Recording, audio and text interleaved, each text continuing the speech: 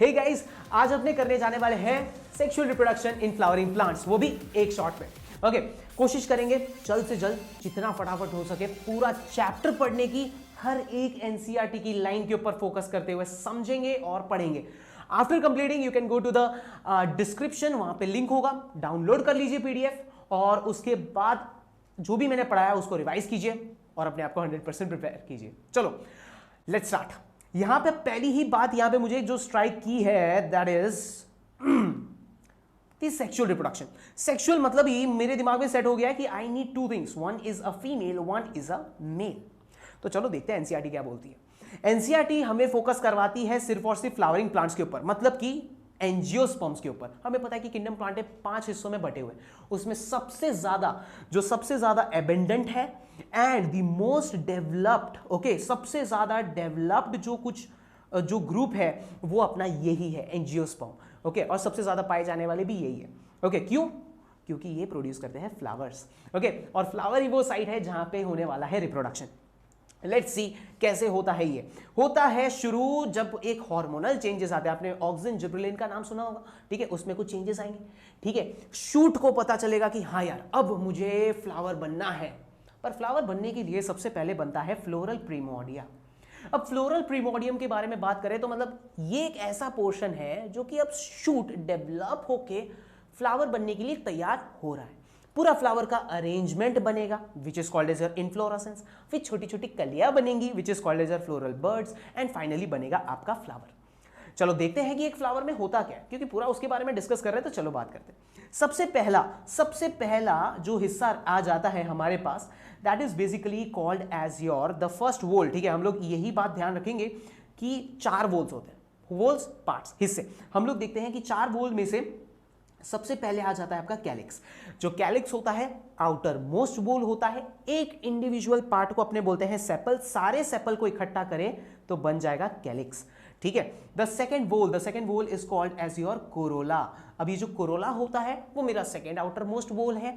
एक इंडिविजुअल को अपने बोलते हैं पेटल्स, और सारे पेटल्स को इकट्ठा कर दे तो हम लोग उसको बोलेंगे कोरोला। Is that clear? और ये जो कोरोला होता है वो कलरफुल होता है ताकि इंसेक्ट को अट्रैक्ट कर सके।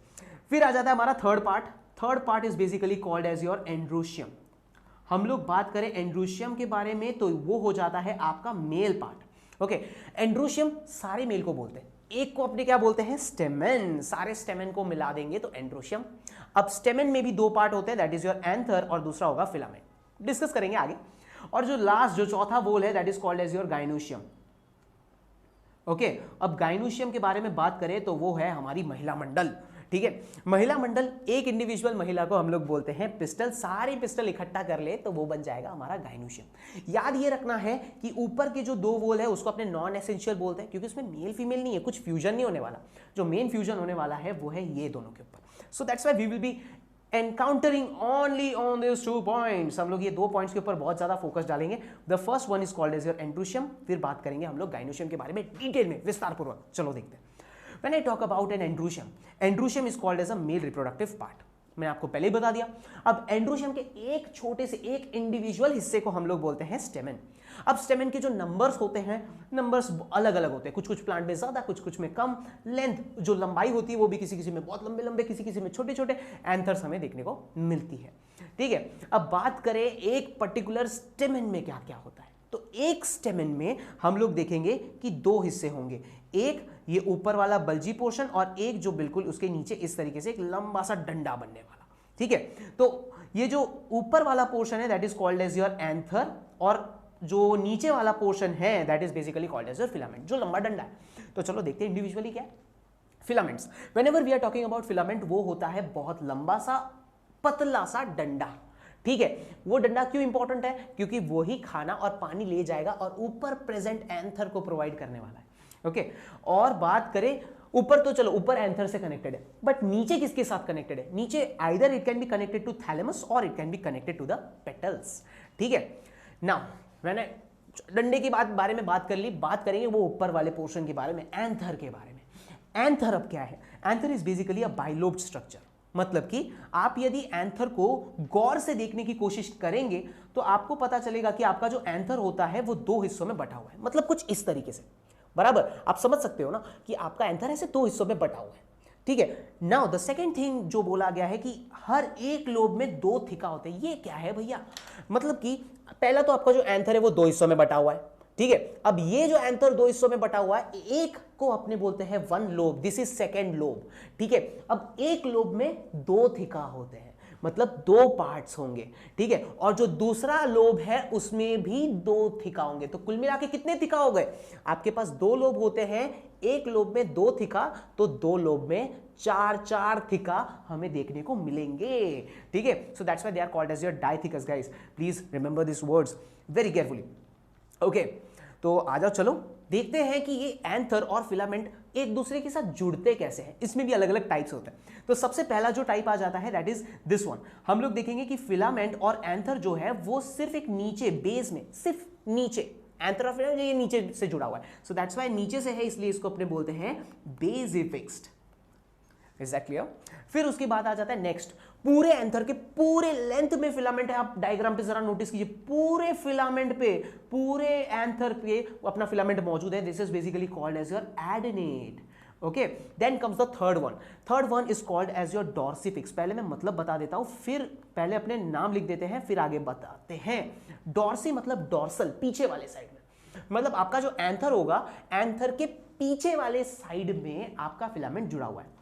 और लास्ट वाला जो आ जाता है, जरा यहां पे देखिए, सिर्फ पर्टिकुलर पॉइंट में जुड़ा हुआ है, और ये बहुत ही वर्सटाइल होता है, ठीक है, बहुत ही अलग से है ये, ठीक है। हम लोग कैसे देख रहे हैं कि ये जो फिलामेंट है उसमें एंथर तो लगा हुआ है एक पर्टिकुलर पॉइंट पे, और ये एंथर ऐसे हिलता डुलता रहता है, ठीक है, ताकि कभी भी हवा है तो वो एंथर ऐसे फफड़ने लगे, हिलने लगे, ठीक है। और ये इंपॉर्टेंट भी है। So this is basically called as your versatile. तो हमारे पास ये चार अलग अलग प्रकार के एंथर फिलामेंट अटैचमेंट होते हैं। अब बात करते हैं एंथर के अंदर घुसने की। एंथर के अंदर घुसे, चलो देखते हैं।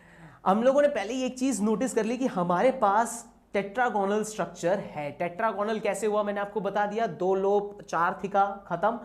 अब हम लोग देखते हैं वो चार पार्ट को हम लोग बोलते हैं चार माइक्रोस्पोरेंजियम और माइक्रोस्पोरेंजिया, ठीक है। यही माइक्रोस्पोरेंजिया आगे चल के पोलन सैक बनेगा, मतलब पोलन का थैली बनेगा, ठीक है। सो कैसे थैली बनता है वो अपने देखेंगे, पर पहले समझते कि ये माइक्रोस्पोरेंजियम जो है वो ही आगे चल के पोलन सैक बनने वाला है।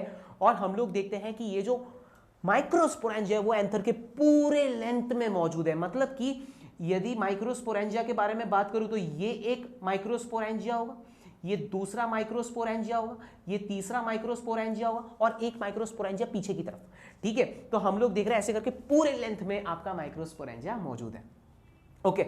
और हमें यह भी ध्यान रखना है, और ये पूरे लेंथ में पोलन ग्रेन्स भरने वाले, पूरे लेंथ में, पर अभी तक बना नहीं है। चलो पोलन ग्रेन्स बनाने की प्रक्रिया देखते हैं, पर उसके पहले ये माइक्रो एक, क्योंकि हमारे पास चार है, राइट, चार हमारे पास थिका मौजूद है, तो चार माइक्रोस्पोरेंजिया भी हमारे पास मौजूद है। अब ये होते कैसे हैं, तो इसके ऊपर होते हैं चार लेयर्स, ठीक है, चार थिका, चार लेयर्स। तो चार लेयर्स कौन कौन से भैया?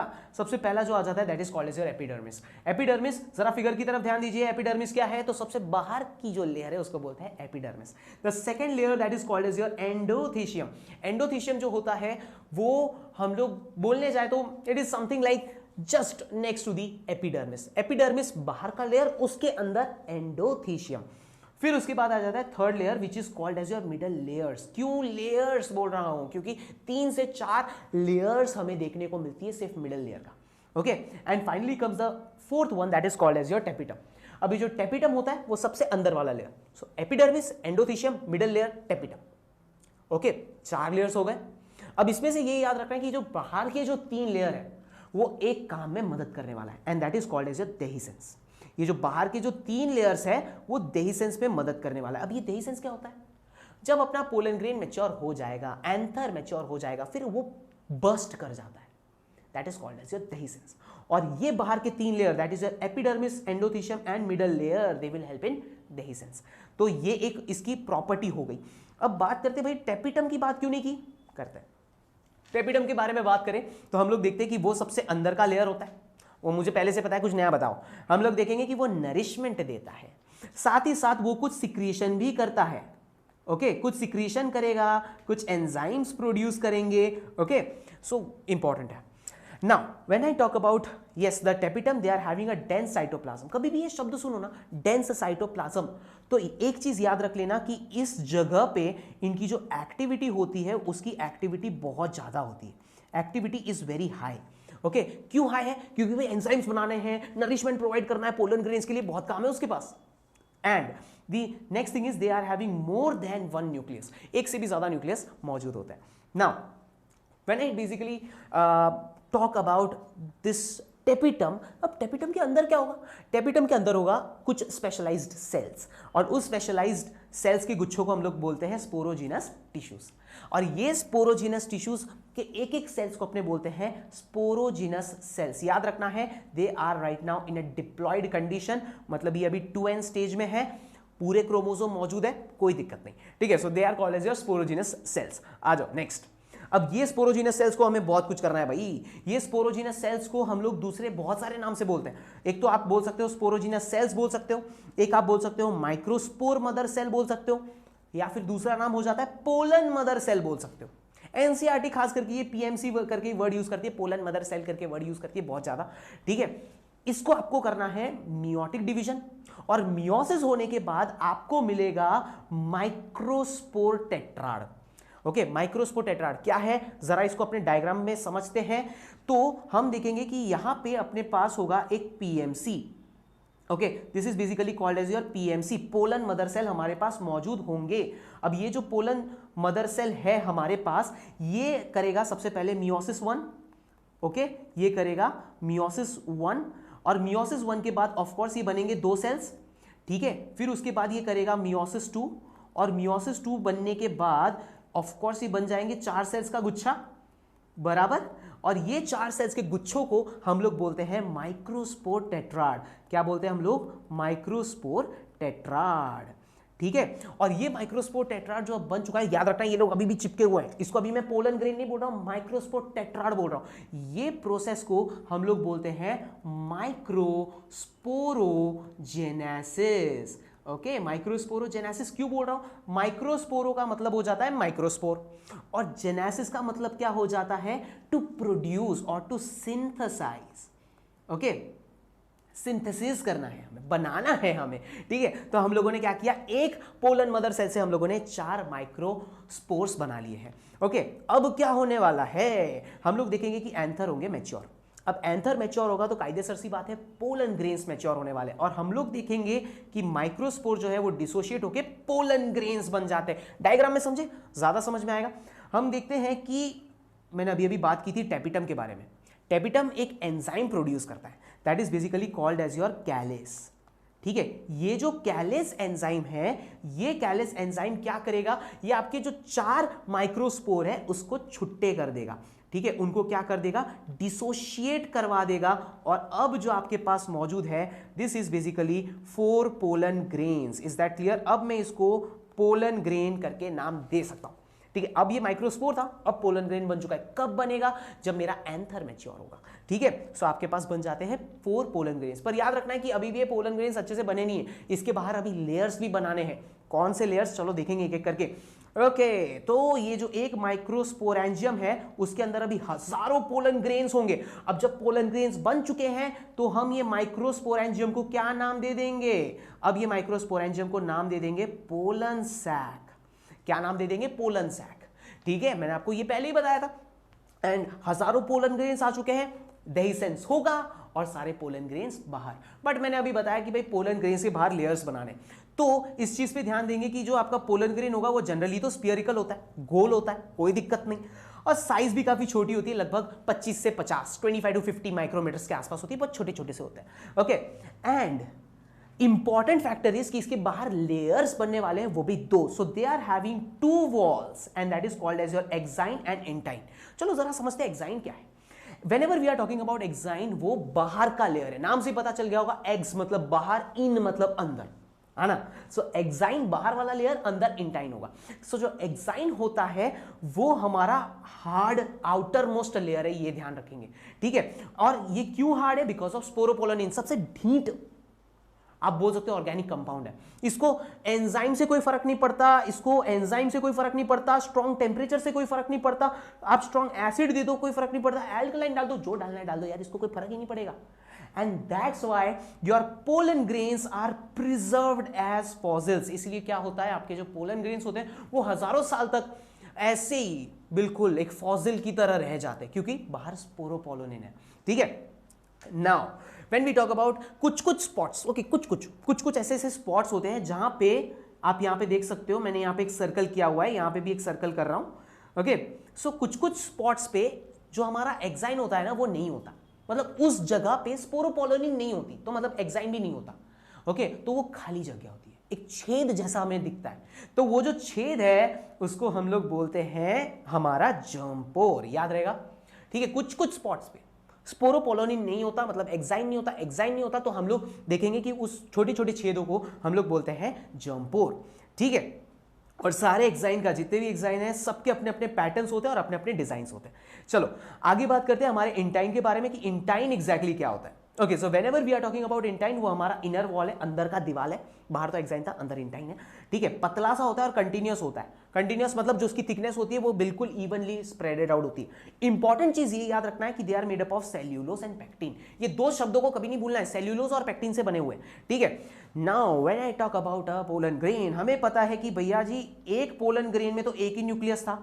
अब ये जो है ये they will basically undergo mitosis, और माइटोसिस होने की वजह से अब आप देखोगे कि एक सेल है जिसके अंदर न्यूक्लियस है, उसके अंदर दूसरा सेल है, उसके अंदर भी न्यूक्लियस है। तो मतलब एक सेल के अंदर दूसरा सेल मौजूद है, एक सेल के अंदर दूसरा सेल। तो ये जो बड़ा वाला जो ऊपर वाला सेल है ये हमारा पहला सेल है which is called as your vegetative cell. Okay, और जो ये नीचे अंदर छोटा वाला है this is basically called as a second one, this is your generative cell. याद रखना है वेजिटेटिव सेल थोड़े बड़े होते हैं, इनके अंदर खाना स्टोर रहता है इसलिए बड़े होते हैं, और आगे इनका एक और काम आएगा। ओके, और जनरेटिव सेल के बारे में बात करें तो ये कैसे होते हैं, ये छोटे होते हैं और वेजिटेटिव सेल के साइटोप्लाज्म के अंदर तैर रहे होते हैं। ठीक है, यस, इनके अंदर भी डेंस साइटोप्लाज्म होता है। डेंस साइटोप्लाज्म मतलब एक्टिविटी ऊपर, इनके अंदर हाइपर एक्टिविटी चल रही है क्योंकि आगे बहुत काम करने इनको। ओके, बात करते हैं ये पॉइंट के बारे में, तो 60% जितने भी एंजियोस्पर्म है उनके पोलन ग्रेन हमेशा 2 सेल स्टेज में मौजूद होते हैं। 2 सेल मतलब मैंने अभी अभी बताया कि भैया जी आपके पास एक सेल होगा और उसके अंदर मेरे पास दूसरा सेल मौजूद है। ठीक है, बट किसी में मतलब बाकी के बचे हुए जो 40% है उनमें अपने देखेंगे एक और बार माइटोसिस होगा, ये जनरेटिव सेल में माइटोसिस होगा। और अब आप देखोगे that you will B typically observing like कि आपके पास एक ऊपर का सेल तो है ही बट नीचे आपके पास 2-2 सेल्स बन जाते हैं। ठीक है, और ये नीचे जो 2 सेल्स बने हैं this are basically called as your male gametes. Okay, तो 2-2 मेल गैमेट्स, तो मतलब आप ये आपका जो जनरेटिव सेल है उसको भी अपने मेल गैमेट्स बोलते हैं, वो भी 2-2। तो कुल मिला के जरा देखो पोलन ग्रेन में कितने सेल्स हुए, 3 सेल। तो 40% 3 सेल स्टेज में रहते हैं, बाकी के जो 60% है वो 2 सेल स्टेज में रहते हैं। ये बात सेट कर लीजिए दिमाग में। Next thing, when we talk about pollen grains, अब पोलन ग्रेन्स क्या होते हैं।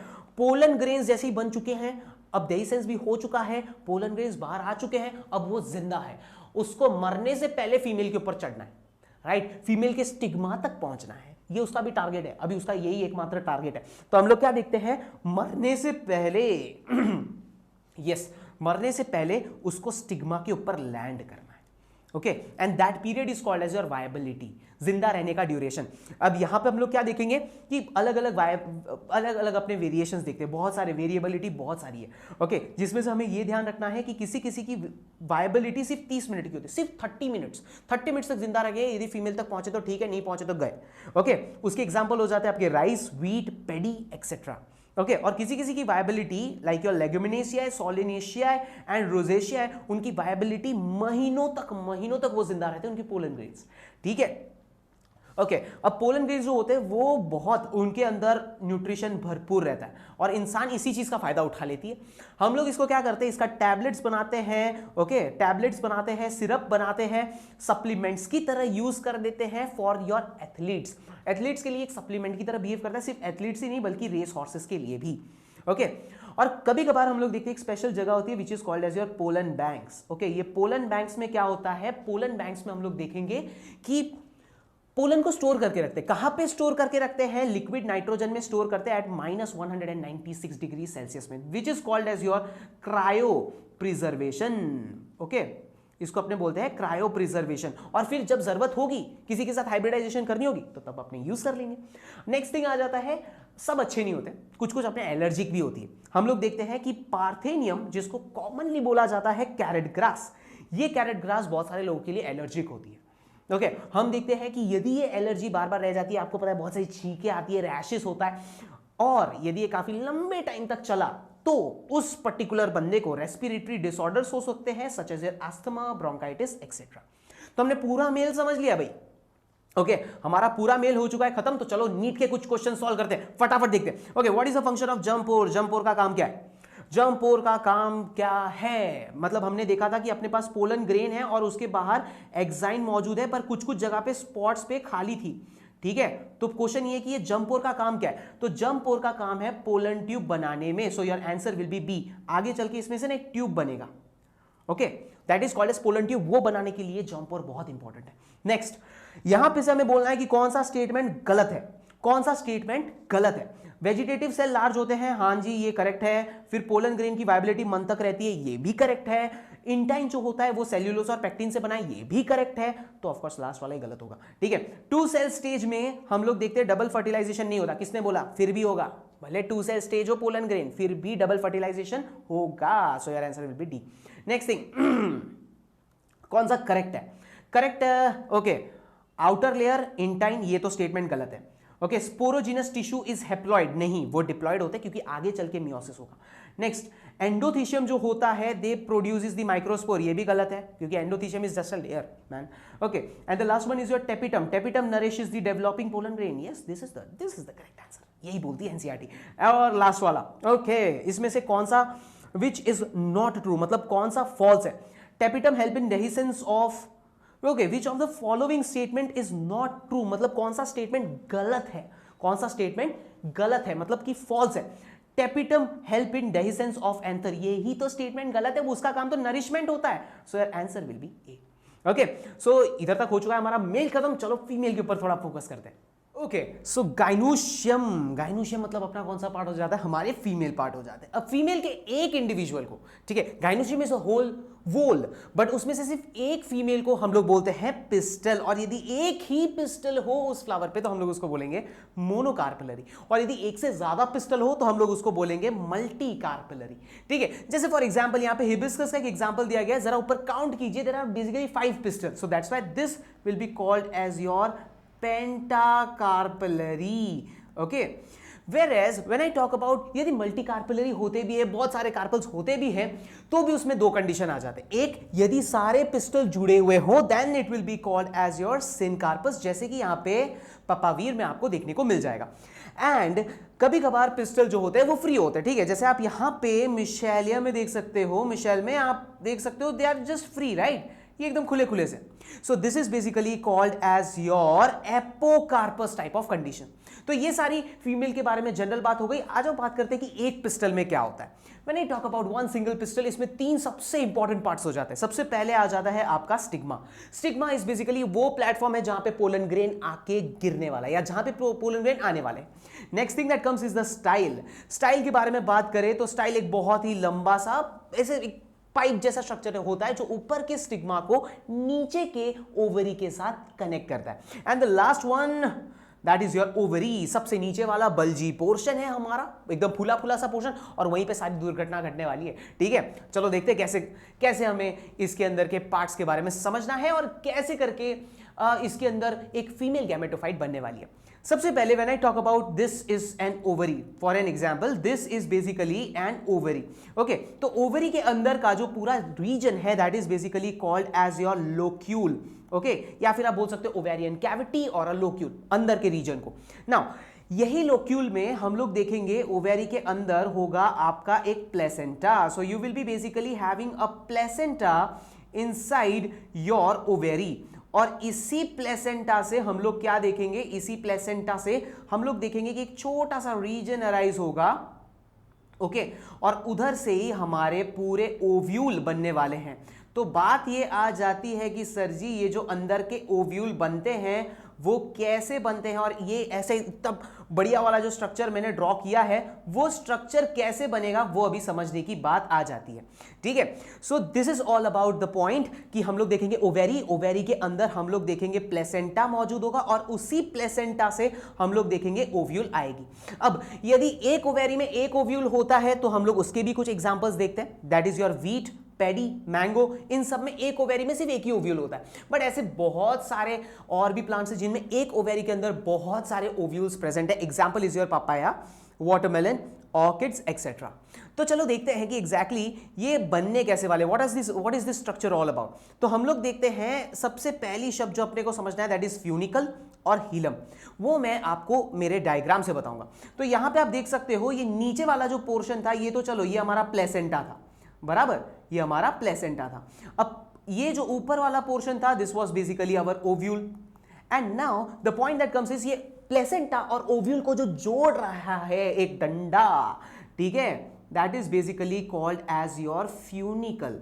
Okay, so that is basically called as your funicle. तो फ्यूनिकल क्या कर रहा है, प्लेसेंटा और ऊपर के ओव्यूल को जोड़ रहा है। ऑन द अदर हैंड हम लोग देख रहे हैं जो फ्यूनिकल और ओव्यूल को जोड़ रहा है, मतलब ये वाला स्पॉट, ओके, दिस स्पॉट जो कि फ्यूनिकल और ओव्यूल को जोड़ रहा है that is basically called as your hilum. ठीक है, तो ये सारे इंपॉर्टेंट पॉइंट्स ध्यान पे रखना है।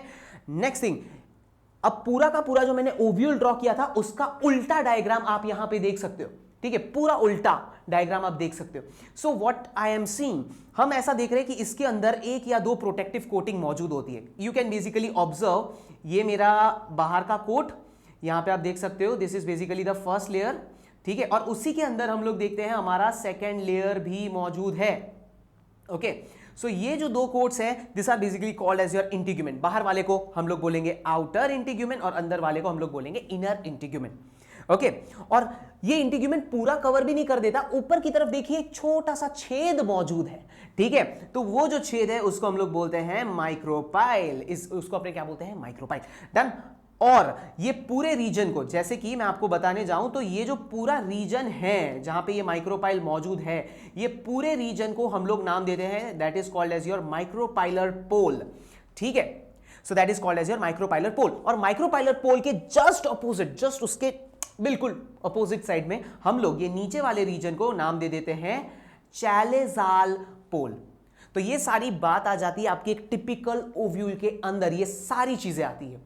ठीक है, आ जाओ चलो और आगे समझते हैं। तो हम लोग देखते हैं कि इंटीग्यूमेंट तो बाहर के दो लेयर्स हैं, उसके अंदर हम देखेंगे कि there will be some specialized cells. Okay, integument के जस्ट अंदर हम लोग देखेंगे, यहां पे तो मैं सिर्फ एक लेयर बना रहा हूं पर इधर पूरे सेल्स के गुच्छे होते हैं गाइस, गुच्छे। ठीक है, और वहां पे हम लोग क्या देखते हैं, इसको अपने क्या बोलते हैं, this is called as your nucellus. अब इसका काम क्या है, याद रख ले लो गाइस कि न्यूसेलस का काम क्या होता है। न्यूसेलस का काम होता है कि इसके अंदर खाना मौजूद होता है जो कि अंदर के वो हरे कलर का स्ट्रक्चर आपको नजर आ रहा होगा डायग्राम में, उसको खाना प्रोवाइड करने का है। ठीक है, नरिशमेंट प्रोवाइड करने का रहेगा। ठीक है, जैसे कि टेपिटम था हमारे एंथर में, सेम वे यहां पे हमारे पास न्यूसेलस मौजूद है। ठीक है, अब न्यूसेलस के अंदर जो ये हरे कलर का आप देख पा रहे हो बीचों बीच, ये हरे कलर को हम लोग बोलते हैं हमारा embryo sac. And this embryo sac is of course very very important, क्योंकि यहां पे हमारे फीमेल गैमेटोफाइट मौजूद होंगे जिसके साथ पोलन ग्रेन्स के मेल गैमेट फ्यूज होने वाले हैं। ठीक है, so this is all about your whole section. चलो अभी समझते हैं कि ये जो एम्ब्रियो सैक बोल रहा हूं, और क्योंकि एम्ब्रियो सैक को इतना ज्यादा मैं वजन दे रहा हूं, ये एम्ब्रियो सैक बनने कैसे वाला है। जैसे कि पोलन ग्रेन्स कैसे बन रहे थे from pollen mother cell, same way हम लोग देखेंगे यहां पे भी एक स्पेशलाइज्ड सेल्स होते हैं which is called as your megaspore mother cell, जिसको अपने बोलते हैं एमएमसी। अब ये जो हमारा मेगास्पोर मदर सेल है वो मियोसिस प्रोसेस में जाएगा और हमें देगा 4 cell structure, okay, which is your basically 4 megaspores. Okay, done. हमारे पास MMC that will give your 4 mega spores. Now how it will give, let us see in the diagram. तो हम लोग यहां पे देख रहे हैं कि हमारे पास एक होगा, this will be your megaspore mother cell. Okay, ये मेगास्पोर मदर सेल जो होगा दिस विल अंडरगो मियोसिस 1। अब मियोसिस 1 के अंतर्गत हम लोग देखेंगे कि ये 2 सेल में डिवाइड हो जाएगा, याद रखना है लीनियर बनाना है। ठीक है, फिर उसके बाद it will undergo the next process that is your meiosis 2। अब मियोसिस 2 में हम लोग देखेंगे कि finally it will lead to the formation of your linear megaspore tetrad, इसको अपने क्या बोलते हैं, मेगास्पोर टेट्राड। ठीक है, जैसे उधर माइक्रोस्पोर टेट्राड था, यहां पे मेगास्पोर होगा। ठीक है, क्योंकि महिला है तो मेगा। ठीक है, सो यस हमारे पास आ गए 4 मेगास्पोर्स। डन। अब आगे समझते हैं। अब होने ऐसे वाला है कि ये जो 4 मेगास्पोर बने हैं उसमें से 3 जो होंगे वो डीजनरेट हो जाएंगे, मतलब बर्बाद। ठीक है, और सिर्फ एक जो होगा वो फंक्शनल हो जाएगा। इसका मतलब कि इन 4 में से हम देखेंगे ऊपर के 3 डीजनरेट हो जाते हैं और सिर्फ ये जो नीचे का एक है वो उसको अपने बोलते हैं, वो मैच्योर होने वाला है, and that is basically called as your functional megaspore. Okay, इसको अपने बोलते हैं functional megaspore. Now the point that comes is guys, बात ये आ जाती है दैट ये जो प्रोसेस है जहां पे 4 सेल्स थे बट उसमें से सिर्फ एक फंक्शनल हुआ, that's why it is called as your monosporic, that is basically called as your monosporic development. Okay, अब इसके अलावा और भी बहुत सारे होते हैं, लाइक फॉर एग्जाम्पल जैसे कि यहां पे आप देख सकते हो 2 सेल स्टेज है, मियोसिस 1 के बाद 2 सेल स्टेज है, तो हम लोग देखते हैं यदि ये दोनों ही फंक्शनल हो जाए, okay, I am having both of them, और यदि ये दोनों ही क्या हो जाए, फंक्शनल हो जाए और दोनों ही एम्ब्रियो सैक बने, then it is basically called as your bisporic. Okay, bisporic बोला जाता है। और मियोसिस 2 के बाद हमारे पास 4, राइट, हमारे पास कुल मिला के कितने होते हैं, 4 मेगास्पोर्स होते हैं। यदि ये चारों के 4 फंक्शनल हो जाए then it is basically called as your tetrasporic. Okay, पर हम लोग देख रहे हैं maximum time, so we are having bisporic, we are having tetrasporic, but हम लोग जो सबसे कॉमनली देखते हैं दैट इज कि सिर्फ एक मात्र फंक्शनल होता है, that's why this is basically called as your monosporic development.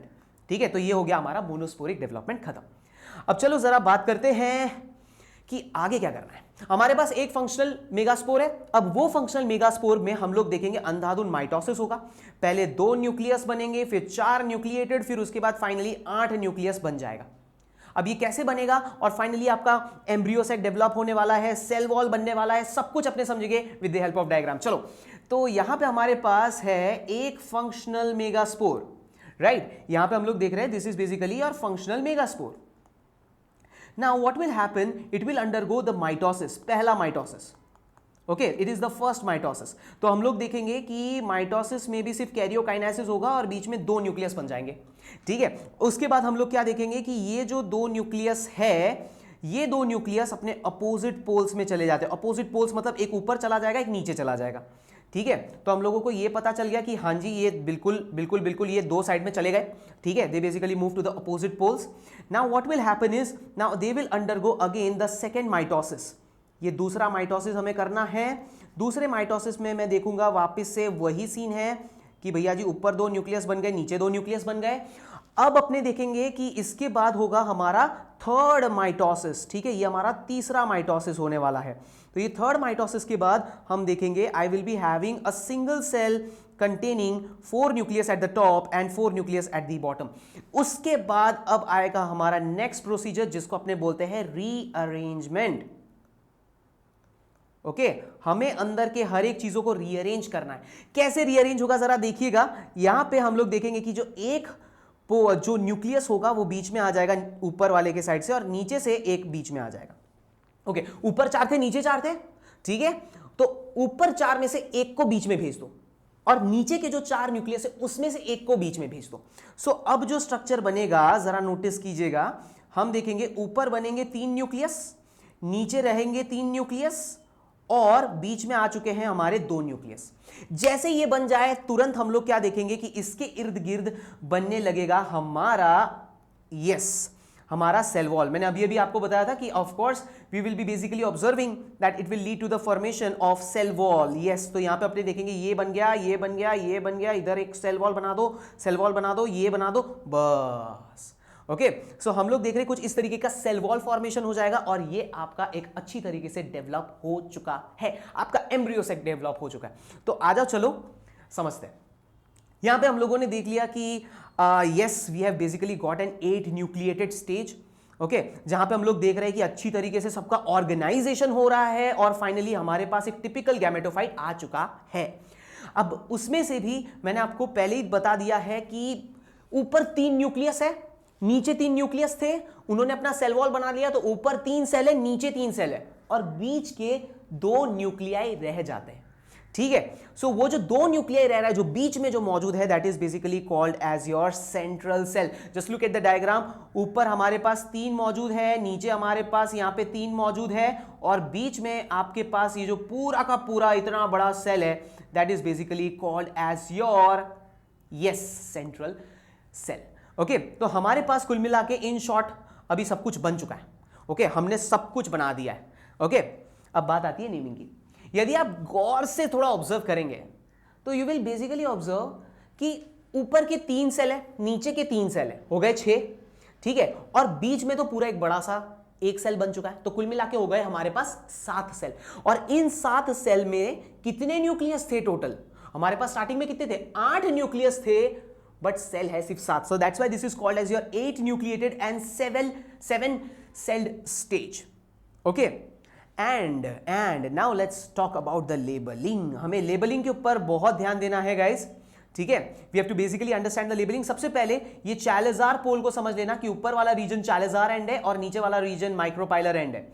ठीक है, तो हम लोग देखते हैं कि चालेजार एंड में जो ऊपर वाला रीजन है, वहां पे हम लोग देखेंगे 3 एंटीपोडल सेल बन जाते हैं। कितने एंटीपोडल बन जाते हैं? 3 एंटीपोडल बन जाते हैं। ठीक है, नीचे वाली बात करते हैं। ठीक है, माइक्रोपाइलर रीजन के, तो वहां पे अपने देखते हैं कि 2 सिनर्जिड दिख रहा है मुझे। ओके, ये 2 मेरे सिनर्जिड्स हैं। ओके, ये जो 2 सेल जो नीचे की तरफ है, they are called as your synergids. Okay, तो सिनर्जिड मेरे पास कितने हैं? मेरे पास 2 सिनर्जिड है। ठीक है, और उसके ऊपर एक छोटा सा आपको सेल दिख रहा होगा, which is basically called as your egg cell. वो मेरे पास है सिर्फ 1। ठीक है, तो ये जो एग है और सिनर्जिड है, इन दोनों को मिला के हम लोग जो नाम देते हैं, that is called as your egg apparatus. क्या नाम दे देते हैं? Egg apparatus. तो एग एपैरेटस में क्या क्या आता है? 2 सिनर्जिड्स आते हैं और एक एग सेल आता है। After that if you see very carefully, आप यहां पे देख सकते हो कि यहां पे जो हमारे पास सिनर्जिड है, उसकी बिल्कुल बेस में आप ऐसे फिंगर लाइक प्रोजेक्शन देख सकते हो, जिसको इन लोगों ने नाम दे दिया है फिलीफॉर्म एपैरेटस। ठीक है, और ये जो फिलीफॉर्म एपैरेटस है हमारे पास, this is very important. Why, उसका भी मैंने लिखा हुआ है कि ये गाइड करता है पोलन ग्रेन को कि आओ मुन्ना आओ, यही है दरवाजा, यहीं से आपको घुसना है। ठीक है, तो filiform apparatus basically produce many active components. उसके साथ साथ ये सिग्नल्स भी प्रोवाइड करता है कि भाई यहां से ही अपना पोलन ग्रेन में जो मेल गैमेट्स आना है, वो इसी रास्ते से आना है। ठीक है, एंड फाइनली हम लोग देखते हैं कि बीच में हमारे पास 2 न्यूक्लियस है, जिसको अपने बोलते हैं पोलार न्यूक्लियाई। ठीक है, और पोलार न्यूक्लियाई कहां मौजूद है? तो वो बिल्कुल बीच में सेंट्रल सेल में मौजूद है। तो ये पूरा जो बीच में जो सेल आपको नजर आ रहा है, that is basically called as your central cell. Central cell में हम लोग देख रहे हैं हमारा पोलर न्यूक्लियाई मौजूद है। डन। सो ये हो गया हमारा पूरा एक well develop embryo sac complete. ठीक है, सारे सेल्स याद रखना, स्पेशली ये 8 न्यूक्लिएटेड 7 सेल खास करके याद रखना। ओके, सो हम लोगों ने क्या क्या चीजें ऑब्जर्व की? सबसे पहले हमने देखा ये जो 3 नंबर है वो हमारा फ्यूनिकल है, इतना तो मैं डैम श्योर हूं। जो चौथा नंबर है वो अपना इंटीग्यूमेंट है। ओके, वो हमारा क्या है? इंटीग्यूमेंट्स है। फिर उसके बाद जो 1 नंबर है जो सबसे ज्यादा जरूरी है, that is called as your embryo sac. Okay, and of course ये ऊपर वाला तो हमारा चालेजा है। ओके, चालेजा पोल है। ठीक है, एंड फाइनली ऑफ कोर्स यहां पे नीचे हम लोग को छोटा सा छेद भी देखने को मिलेगा, which is called as your micropyle. यहां पे हम लोगों ने देखा कि हमारे पास यहां पे 3 सेल्स मौजूद है। Okay, antipodal. बीच में हम लोगों ने देखा हमारे पास पोलार न्यूक्लियाई है। नीचे हम लोगों ने देखा कि 2 सिनर्जिड्स है और सिनर्जिड के बीच में एक एग सेल मौजूद है। ठीक है, तो मैं ड्रॉ करते करते सबका नाम भी बोल चुका हूं। आ जाओ, चलो अब बात करते हैं। अलग अलग टाइप ऑफ ओव्यूल्स भी होते हैं। ठीक है, ओव्यूल्स के अलग अलग अरेंजमेंट होते हैं, पर उसमें हमारा जो मेन फोकस रहना चाहिए वो किसके ऊपर रहना चाहिए? Our main focus should be on certain stuff only. जैसे कि आपको ध्यान देना है कि भाई माइक्रोपाइल कहां पे है। ओके, माइक्रोपाइल कहां पे है? दूसरी चीज एम्ब्रियो सैक कहां पे है? Okay, where is my embryo sac? उसके बाद एक बीच में यहां पे चालेजा भी अपने को देखना है। Okay, and the last one that is basically your funicle. इन सारी चीजों के ऊपर हमें ध्यान देना पड़ेगा। तो यदि आप इधर नोटिस करेंगे तो ऊपर से लेके नीचे तक सब लोग एक लीनियरिटी में मौजूद है। ठीक है, माइक्रोपाइल भी एक लीनियर है, उसके नीचे ही सब कुछ एक लाइन पे मौजूद है। Then it is basically called as your orthotropous. Okay, this is basically called as your orthotropous. Okay फिर उसके बाद आप नेक्स्ट चीज पे नजर डालिए, यहां पे आप देखोगे कि भाई फ्यूनिकल तो ऐसे नीचे की तरफ है, उसमें कोई दिक्कत नहीं है, पर बाकी का जो पूरा अरेंजमेंट है that is your chalaza, embryo and micropyle, वो बिल्कुल ऐसे 90 डिग्री में मौजूद है। ठीक है, so it is something like funicle नीचे की तरफ है और अपने देख रहे हैं बाकी सब कुछ ऐसे है which is 90 degree to each other, that's why this is called as your amphitropous. Okay, this is called as your amphitropous. Okay, then comes the third one. ये जो शेप आपको दिख रहा है बड़ा विचित्र सा है, this is basically called as your horseshoe shape. Okay, तो ये जो हॉर्स शू आपको दिखने को मिल रहा है, this type of this arrangement of ovule is basically called as your campylotropous. Okay, अब लास्ट के दो जो हैं वो तो आप देख के बोलोगे कि सर ये कहीं ना कहीं तो सेम ही दिख रहा है, दोनों में तो कोई अंतर दिख नहीं रहा है अंतर। आप यदि नोटिस करोगे तो आप देखोगे कि ये जो माइक्रोपाइल रीजन है, माइक्रोपाइल के जस्ट पास कौन है, एम्ब्रियो सैक। बट यहां पे यदि आप नोटिस करोगे तो आप देख पाओगे कि यहां पे माइक्रोपाइल के जस्ट ऊपर चैलेजा है, फिर एम्ब्रियो सैक है, दोनों में ये अंतर है गाइस। ओके, सो माइक्रोपाइल दोनों में नीचे डन, पर यदि उसके ऊपर जस्ट एम्ब्रियो सैक होता है जो कि लास्ट वाला है, that's why it is called as your anatropous.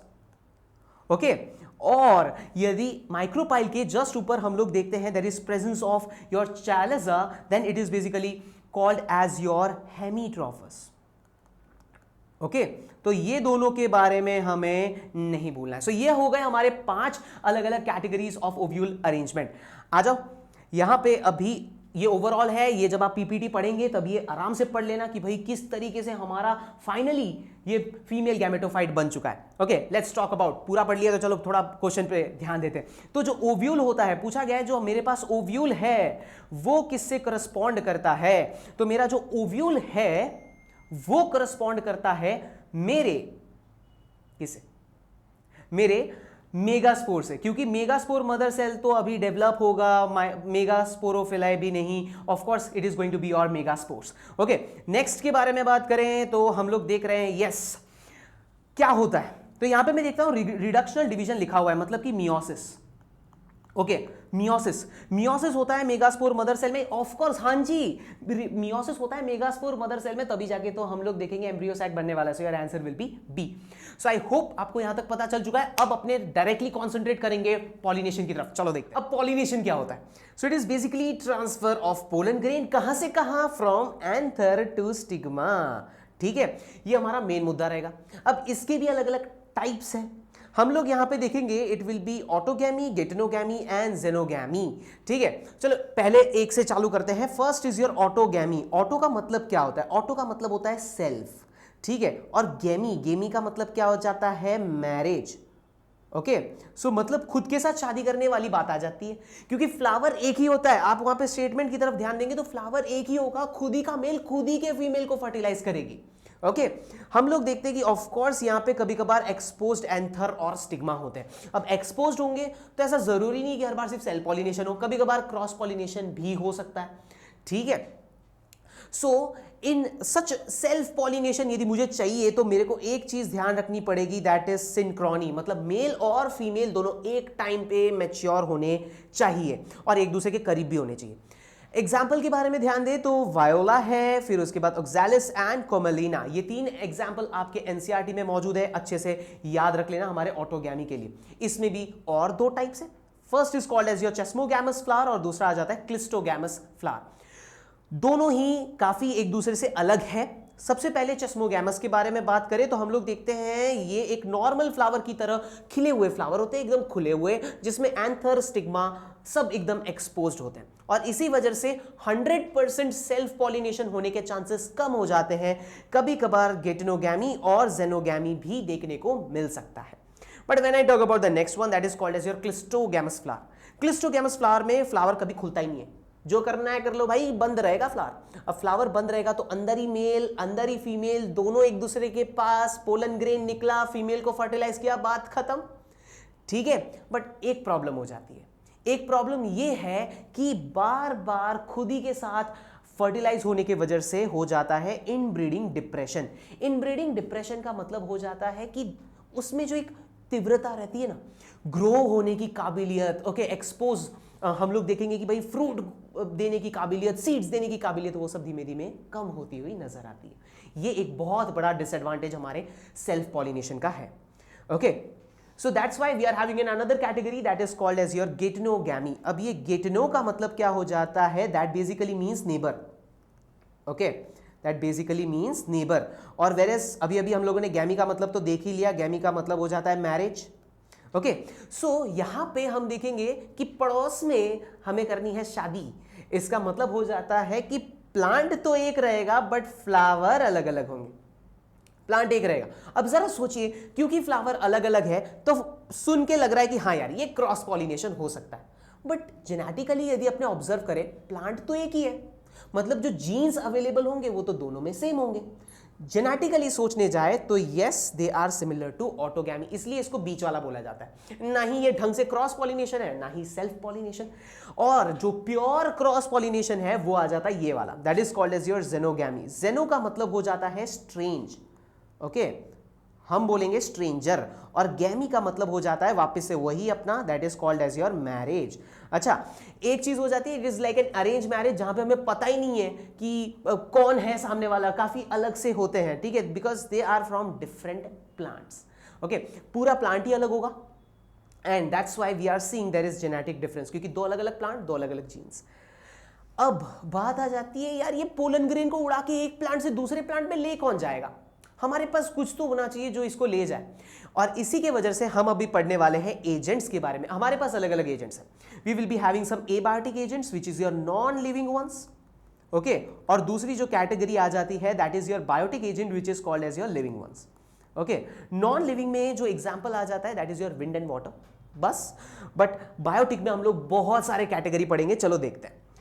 When we talk about the abiotic factor, wind से चालू कर रहे हैं अपने, इसका बायोलॉजिकल नेम क्या हो जाता है? एनीमोफिलाई। एनीमोफिलाई वर्ड आपको याद रखने का रहेगा, सबसे कॉमन एबायोटिक एजेंट में से एक।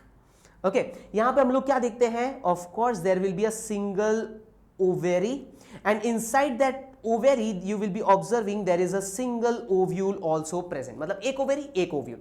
और दूसरी चीज ये देखते हैं कि हाँ ये पूरा इन्फ्लोरेसेंस, पूरा गुच्छा बना के बैठे रहते हैं, ठीक है। Best example that comes is called as your corncob. Corncob में जो टेसल्स होते हैं, अब ये टेसल्स क्या है? Tassels are basically the female part that is your stigma और स्टाइल होता है, ठीक है। अब ये दोनों पार्ट क्या करते हैं? ये दोनों पार्ट जो है ये बेसिकली बहुत सारे होते हैं, और इतने सारे होते हैं that they basically appears like some feathery type nature. Okay, तो इस तरीके से पूरा फेदरी टाइप होता है, जिसकी वजह से क्या होगा? पोलन ग्रेन उड़ के आएगा और बीच में फंस जाएगा, ठीक है। तो ये उसका एक फीचर है इस कॉर्नकॉब का। अब जो दूसरा एक और एग्जांपल है जो कि बहुत ज्यादा ये क्रॉस पॉलिनेशन करते हैं, they are called as your grasses.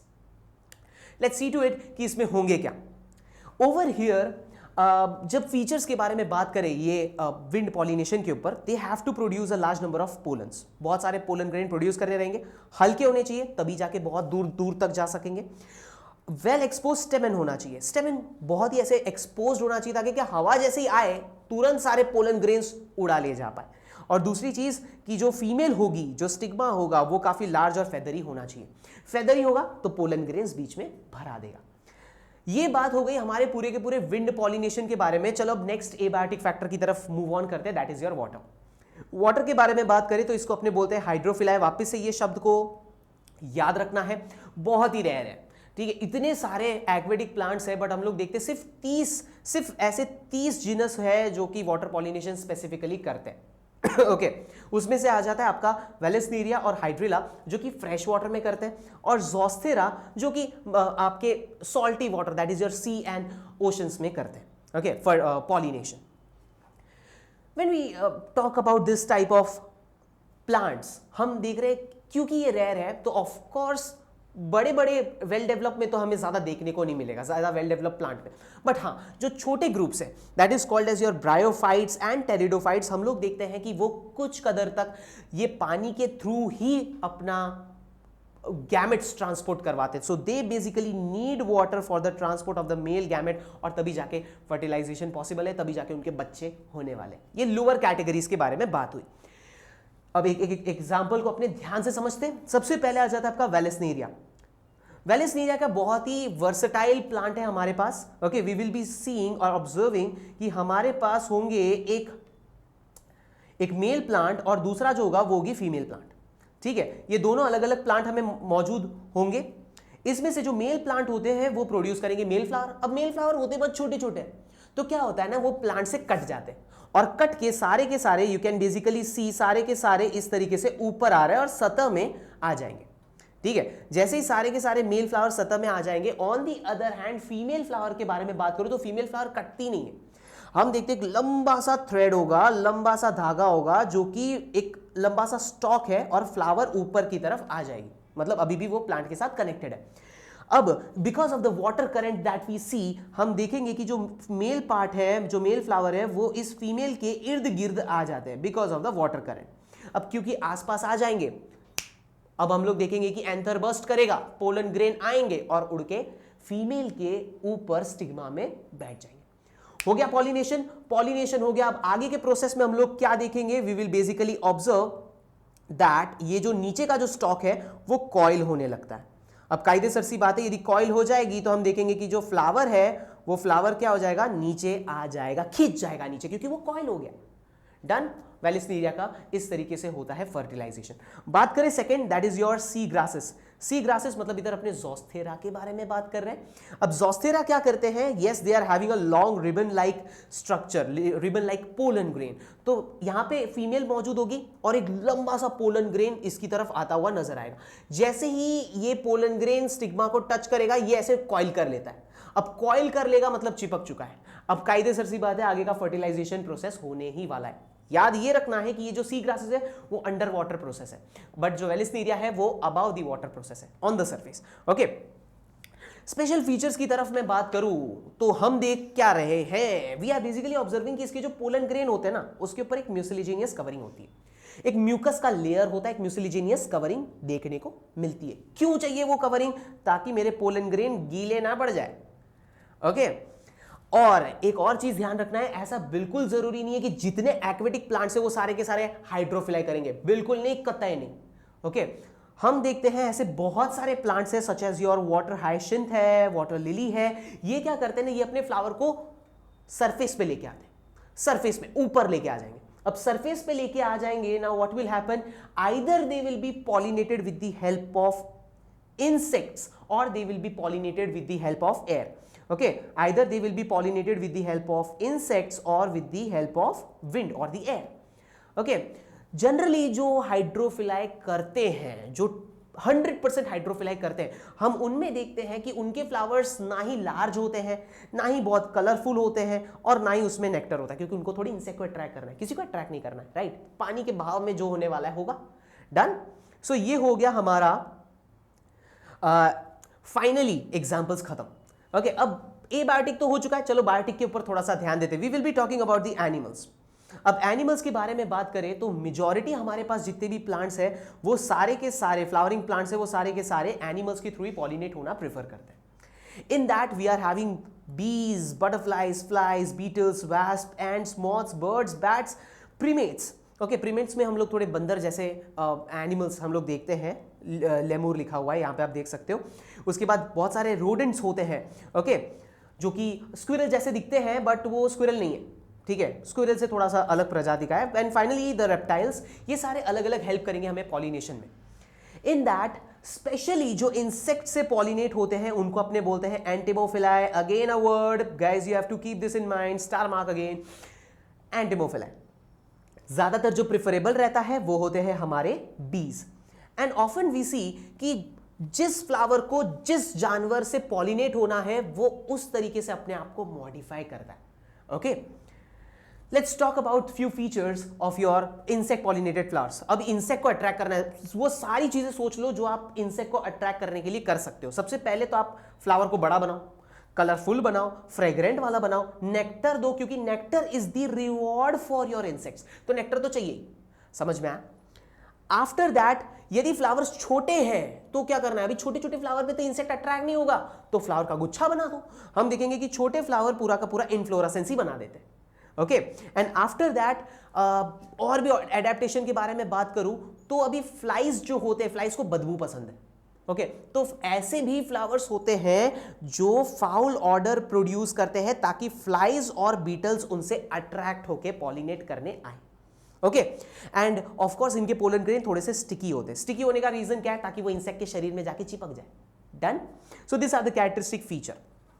Now what will be the process? कुछ नहीं भाई, इंसेक्ट जब नेक्टर चूसने के आशा में एक फ्लावर के अंदर घुसेगा, उसके एंथर से वो स्टिग्मा, उसके एंथर से वो पोलन ग्रेन उठा लेगा।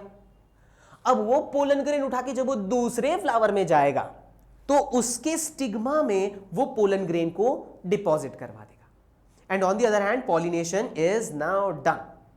ओके अब ऐसे और भी, सिर्फ ऐसा नहीं कि सिर्फ नेक्टर के लालच में इंसेक्ट आते हैं, इंसेक्ट और भी लालच में जाते हैं। The another important thing is the safe place. Flower अक्सर हमें देखने को मिलता है कि वो एक सेफ प्लेस प्रोवाइड करती है ताकि वहां पे इंसेक्ट जाके वहां पे अंडे दे सके। और उसका सबसे बेस्ट एग्जांपल हो जाता है एमोर्फोफिलस, जो कि आपके एनसीईआरटी में मौजूद है। 6 फीट लंबा सा एक फ्लावर है हमारे पास। हम देखते हैं इंसेक्ट को उधर बहुत स्पेस मिलेगी, वहां पे आराम से वो अपने अंडे दे सकती है। But on the other hand pollination करा के जाना है। ओके एक और सिम्बायोटिक रिलेशनशिप, ओके दोनों एक दूसरे को हेल्प कर रहे हैं। कैसे? हम लोग देख रहे हैं एक मॉथ की स्पीसीज है और एक यका है। ये दोनों एक दूसरे को हेल्प कर रहे हैं। कैसे? जो मॉथ है वो अपने अंडे देने की आशा में यका के अंदर घुसने की कोशिश करेगा। अब घुसते घुसते वो अपने अंडे यका के ओवेरी के अंदर डिपॉजिट कर देगा। अब ओवेरी के अंदर डिपॉजिट करेगा तो ऑन द अदर हैंड यका को क्या मिलता है? पॉलिनेशन मिलता है। ठीक है, तो मॉथ यका के लिए पॉलिनेशन करके देता है और यका एक सेफ प्लेस देती है ओवेरी के अंदर कि वहां पे अंडे दे सके। And finally what we see is दोनों चीजें साइमल्टेनियसली होगी।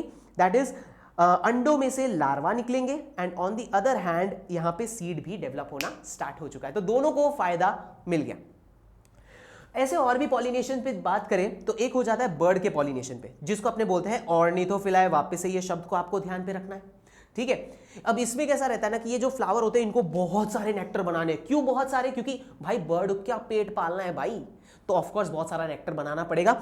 And the examples is your Bombax and your bottle brush. फिर उसके बाद बैट से भी पॉलिनेट होता है, जिसको अपने बोलते हैं चिरप्टेरोफिलाई। ओके ये भी शब्द को आपको याद रखना है। जहां पे चिरप्टेरोफिलाई के बारे में बात करूं तो इसमें कैसा होता है कि बैट्स रात को काम करते हैं, तो मतलब इनके जो फ्लावर्स होंगे उसको रात में खिलना पड़ेगा। The examples that come over here is your mango and agave. Done? अब क्या ऐसा हर बार जरूरी है कि भाई इंसेक्ट आएगा तो पॉलिनेशन करके जाएगा? नहीं। ओके ऐसा बिल्कुल भी जरूरी नहीं है। Okay so in that case वो क्या करती है? फ्लावर में आती है, नेक्टर चूसती है और भाग जाती है और पॉलिनेशन नहीं करती। So they are basically called as your pollen nectar robbers. ये तो चलो बात हो गई सारी रॉबरी के बारे में। अब अपने समझेंगे कि यार जब सेल्फ पॉलिनेशन हो रहा था ना, ओके जब हम लोग एक हर्माफोरोडाइट फ्लावर देख रहे थे। अब हर्माफोरोडाइट फ्लावर्स कौन होते हैं? They are basically called as your bisexual flower. Okay जब मेरे पास एक बाइसेक्सुअल फ्लावर होता था ना तो उसमें मेल फीमेल दोनों मौजूद है, तो उसके वजह से क्या होता है कि अक्सर हम लोग देखते हैं कि सेल्फ पॉलिनेशन हो जाता है अक्सर। बट सेल्फ पॉलिनेशन की वजह से हमने देखा इनब्रीडिंग डिप्रेशन होता है। इनब्रीडिंग डिप्रेशन की वजह से उनकी जो विगरनेस है वो कम हो जाएगी। ओके तो इसलिए फ्लावर पूरी कोशिश करती है ताकि क्रॉस पॉलिनेशन कर सके। तो ऐसे बहुत सारी अलग अलग एडेप्टेशन लेगी ताकि वो झक मार के क्या कर सके? क्रॉस पॉलिनेशन कर सके। ओके तो क्या क्या एडेप्टेशन है, क्या क्या डिवाइसेस वो अप्लाई करती है, चलो देखते हैं। और इसको अपने बोलते हैं आउटब्रीडिंग डिवाइसेस। आउटब्रीडिंग मतलब क्रॉस पॉलिनेशन करने के लिए क्या क्या तरकीब हम लोग अपनाने वाले हैं। चलो देखते हैं। सबसे पहला जो पॉइंट आ जाता है कि भाई सिंक्रोनाइजेशन भूल जाओ। सिंक्रोनाइजेशन भूल जाओ, इसके लिए एक अच्छा सा टर्म है हमारे पास, that is called as your dichogamy. Okay this is called as your dichogamy. अब ये डाइकोगैमी को थोड़ा इलैबोरेटली अपने समझने की कोशिश करते हैं। अब होता ऐसा है कि whenever we are talking about this term called as your dichogamy, इसमें हम लोग दो कैटेगरी देखेंगे। जो पहला कैटेगरी है that is called as your protogyny और जो दूसरी कैटेगरी है that is basically called as your protandry. Okay अब इसका मतलब क्या होता है? अब हम क्या करने जा रहे हैं? When we talk about proto, proto का मतलब हो जाता है first. Okay and when I talk about gyny, gyny का मतलब हो जाता है गाइनोशियम। ओके अब गाइनोशियम को पहले डेवलप करना है, मतलब एक ऐसा फ्लावर जिसमें फीमेल पहले डेवलप हो जाएगी, मेल बाद में डेवलप होगा। अब मेल बाद में डेवलप होगा तो ऑफकोर्स उसके पोलन ग्रेन तो आने नहीं वाले, तो ये जो फीमेल है वो किसी और के ही पोलन ग्रेन्स लेगी, तो क्रॉस पॉलिनेशन हो गया। और यहां पे वापस से अब खुद ट्राई करो, प्रोटो एंड्री का मतलब क्या होगा? प्रोट का मतलब हो जाता है फर्स्ट एज यूजुअल, और एंड्री का मतलब हो जाता है एंड्रूशियम। ओके तो मतलब इधर अपने देखेंगे कि पहले कौन डेवलप होंगे? पहले मेल डेवलप होंगे। मतलब पोलन ग्रेन्स तो रेडी है पर फीमेल ही रेडी नहीं है। अब फीमेल रेडी नहीं है तो ये पोलन ग्रेन्स क्या होगा? जब उड़ेगा तो वो क्रॉस पॉलिनेशन करेगा, सेल्फ पॉलिनेशन नहीं कर पाएगा। समझ में आया? तो ये हमारा पहली कैटेगरी हो गई। अब दूसरे कैटेगरी की तरफ मूव करते हैं, that is arrangement of anther and stigma. इसके लिए हम लोग एक टर्म यूज कर लेंगे, that is called as your heterostyly. Okay, heterostyly. अब ये हेटेरोस्टाइली क्या है उसके बारे में विस्तार में पढ़ते हैं। अब हेटेरोस्टाइली के बारे में बात करें तो इसमें भी अलग अलग टाइप्स होते हैं, but we will be just talking about distyly. Okay, distyly. तो ये डायस्टाइली का मतलब क्या होता है? यहां पे हम लोग देखेंगे कि कभी कभार क्या होता है ना कि फीमेल पार्ट बहुत लंबी निकल जाती है, वेरएज मेल बहुत छोटे छोटे होते हैं। अब आप खुद देख लो डायग्राम को, क्या इसके पोलन ग्रेन फीमेल तक पहुंच पाएंगे? बटुक बटुक से तो मेल है, फीमेल तक नहीं पहुंच पाएंगे, तो झक मार के क्या करना पड़ेगा? Cross pollination. जो इसके ऊपर फ्लावर होगा उसका पोलन ग्रेन उड़ के इस फीमेल के ऊपर गिरने वाला है। या दूसरा कंडीशन हो सकता है जहां पे हम देखेंगे कि फीमेल एकदम छोटी सी है, ओके, और मेल एकदम बड़े बड़े से, और वो भी बाहर की तरफ ऐसे एक्सपोज्ड। ठीक है, तो ऑफकोर्स देखो इसमें सेल्फ पॉलिनेशन हो सकता है, बट फिर भी हम लोग देखते हैं एक चांस रह जाता है कि यार क्रॉस पॉलिनेशन हो जाएगा। ठीक है, सो ये हमारे दो अलग अलग टाइप ऑफ डिवाइसेस है जो कि प्लांट अडेप्ट करती है। अब बात करें तीसरे कैटेगरी के बारे में, which is called as your self incompatibility. Self incompatible का मतलब क्या हो जाता है? मतलब मैं खुद के फीमेल के साथ या मेरा जो फ्लावर है मैं खुद के फीमेल के साथ फर्टिलाइज नहीं होने दूंगा, भले कुछ भी हो जाए। Okay, so based on that we of course इसमें भी टाइप्स आएंगे। The first type is called as your sporophytic. Okay, that is called as your sporophytic incompatibility. अब स्पोरोफाइटिक इनकम्पैटिबिलिटी का मतलब क्या हो जाता है? This is because of the stigmatic tissue. Okay, this is because of stigmatic tissue. तो stigmatic tissue के जो जीनोटाइप होते हैं, जो जेनेटिक मेकअप होते हैं, वो क्या करती है? ये मान लो ये स्टिग्मा है, इसके ऊपर खुद ही का पोलन ग्रेन गिरा, तो वो स्टिग्मा बोलती है यार ये मेरा पोलन ग्रेन है यार, इसके साथ मेरे को नहीं करना है। ठीक है, सो वो अपने पोलन ग्रेन को डेवलप होने ही नहीं देती। समझ में आया? अब खुद के पोलन ग्रेन को डेवलप नहीं होने दोगे तो कायदे से सी बात है, ऑटोगैमी तो कैंसल, सेल्फ पॉलिनेशन नहीं होने वाला, of course there will be cross pollination taking place. इसका कौन श्रेय ले रहा है? Stigmatic tissue. और जो दूसरा आ जाता है that is basically called as your gametophytic incompatibility.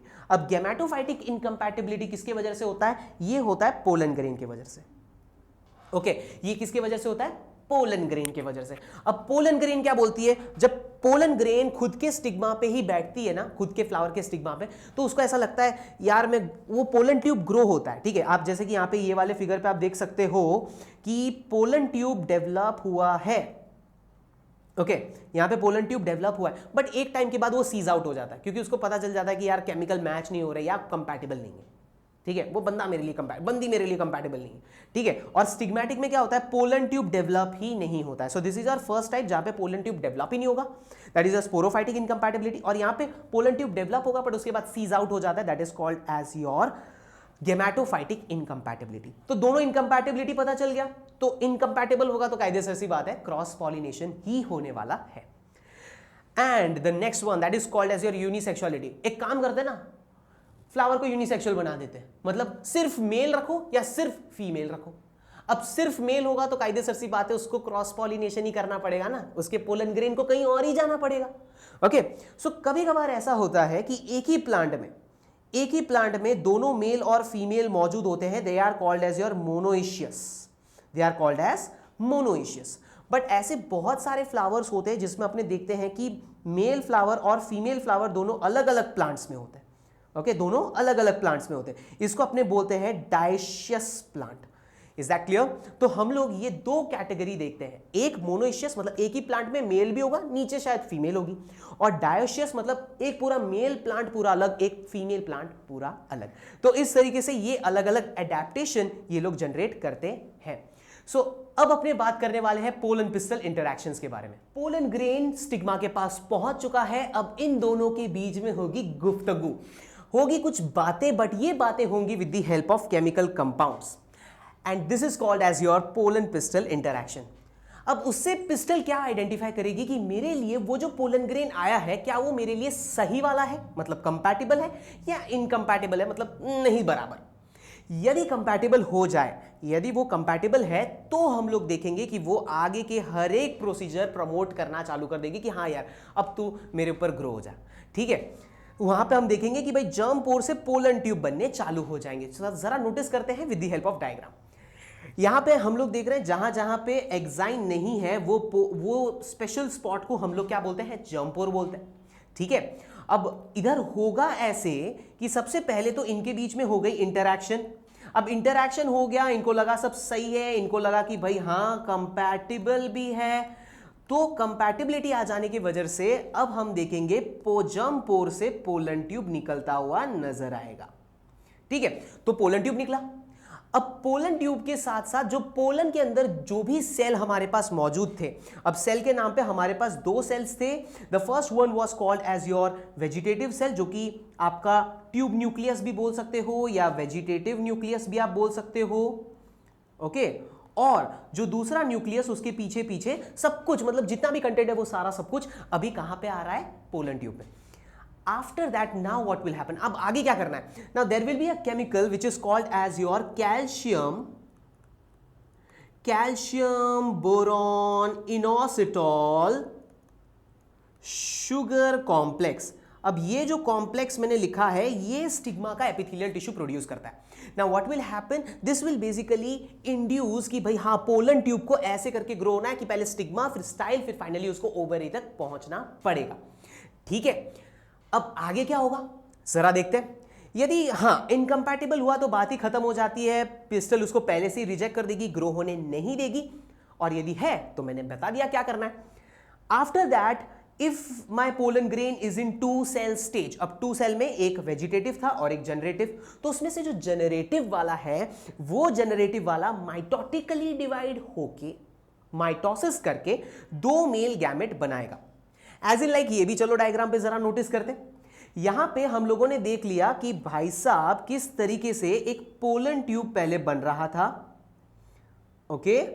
सो हम लोगों ने एक पोलन ट्यूब बना लिया था, और ये पोलन ट्यूब में से मैंने बता दिया था कि ये जो सामने वाला है वो तो हमारा वेजिटेटिव न्यूक्लियस है जो कि मेरा पोलन ट्यूब बनाने वाला। ऑन द अदर हैंड मेरे पास यहां पे एक जनरेटिव न्यूक्लियस भी मौजूद था। Now what will happen is that this generative nucleus which we have drawn, ये generative nucleus अब mitotically divide होगा तो of course दो बनेंगे, okay? So now the thing that you have got is your two male gametes, okay? और सबके सब अभी हैप्लॉइड कंडीशन में ही मौजूद है क्योंकि माइटोसिस हुआ है, सिंपल। क्योंकि पहले से हमारा जो भी हमारा जनरेटिव न्यूक्लियस था वो हैप्लॉइड था, माइटोसिस के बाद भी हैप्लॉइड ही रहेंगे। सो this is the process of your mitosis, done. अब ये जो पोलन ट्यूब होगा उसको क्या करना है, वो पोलन ट्यूब पूरा गोल घूम के हम देखेंगे कि ये नीचे वाले जो हमारे पास पोर मौजूद है वो पोर से अंदर घुसने की कोशिश करेंगे। तो चलो देखते हैं आगे क्या करना है। Now, if my cell is already in a 3 cell stage, जो कि 40% जो पोलन ग्रेन होते हैं वो 3 cell stage में पहले से ही मौजूद होते हैं, मतलब उनमें पहले से ही दो मेल गैमेट है, तो मुझे पोलन ट्यूब में ये जो मैंने अभी बताया कि डिवीजन करना है ये वो सब करने की जरूरत नहीं पड़ेगी क्योंकि पहले से ही मेरे पास दो मेल गैमेट्स मौजूद है, डन। तो 3 cell स्टेज में कोई कुछ करने की जरूरत नहीं है क्योंकि we are having the two male gametes. Now what will happen? अब हम देखेंगे कि ये जो पोलन ट्यूब है वो नीचे से घुस रहा है माइक्रोपाइल से। अब माइक्रोपाइल में द्वार पे ही दो सेल्स खड़े हैं, they are called as your synergids, ठीक है। अब सिनर्जिड्स के पास होते हैं फिंगर लाइक प्रोजेक्शन लिगामेंटस, लंबे लंबे, that is called as your filiform apparatus. ये फिलीफॉर्म एपरेटस बोलेंगे खिड़की मत खड़काओ राजा सीधा अंदर आओ, ठीक है। तो जो पोलन ट्यूब है वो पूरा फिलीफॉर्म एपरेटस के हेल्प से अंदर घुस जाएगा, okay, so this filiform apparatus basically guides your pollen tube. अंदर आ चुका है, as in like just look over the diagram guys, आप यहां पे देख सकते हो दैट यहां पे अब मेल गैमेट्स एम्ब्रियो सैक के अंदर घुस चुका है। आप दोनों ही डायग्राम को ऑब्जर्व कीजिए, you will surely get to know about it. Okay, अब ये जो पोलन ट्यूब घुसने की तरकीब है, घुसेगा तो माइक्रोपाइल से, दैट इज फॉर श्योर, क्योंकि वहीं पे फिलीफॉर्म एपरेटस है। But what about the different methods? हाँ, सबसे पहला सिंपल जो तरीका है वो है दैट शांति से वो नीचे के छेद से घुसे, किसी को हैरान ना करे। ओके, क्योंकि वो माइक्रोपाइल से घुस रहा है, M for micropyle, and this is basically, ऐसे याद रखोगे that it is a pore, वो एक छेद है micropyle. So P for pore, P for porogamy. ठीक है, दूसरा जो वाला है उस पे आप देख सकते हो कि वो चैलेजा से एंटर कर रहा है, चैलेजा से पोलन ट्यूब एंटर कर रहा है, पर जा रहा है माइक्रोपाइल में। ठीक है, so that's why because of chalaza this is called as your chalazogamy. And the last one, वो इंटीग्यूमेंट से, ओके, बीच में से एंट्री मार रहा है, ओके, पर जाएगा माइक्रोपाइल से of course, but entry integument से कर रहा है। अब इंटीग्यूमेंट्स बीच में मौजूद है, तो let me write it as middle. तो हम लोग देखेंगे M for middle, M for mesogamy. So ये तीन अलग अलग तरकीब है कि भाई पोलन ट्यूब इस तरीके से एंटर होते हैं।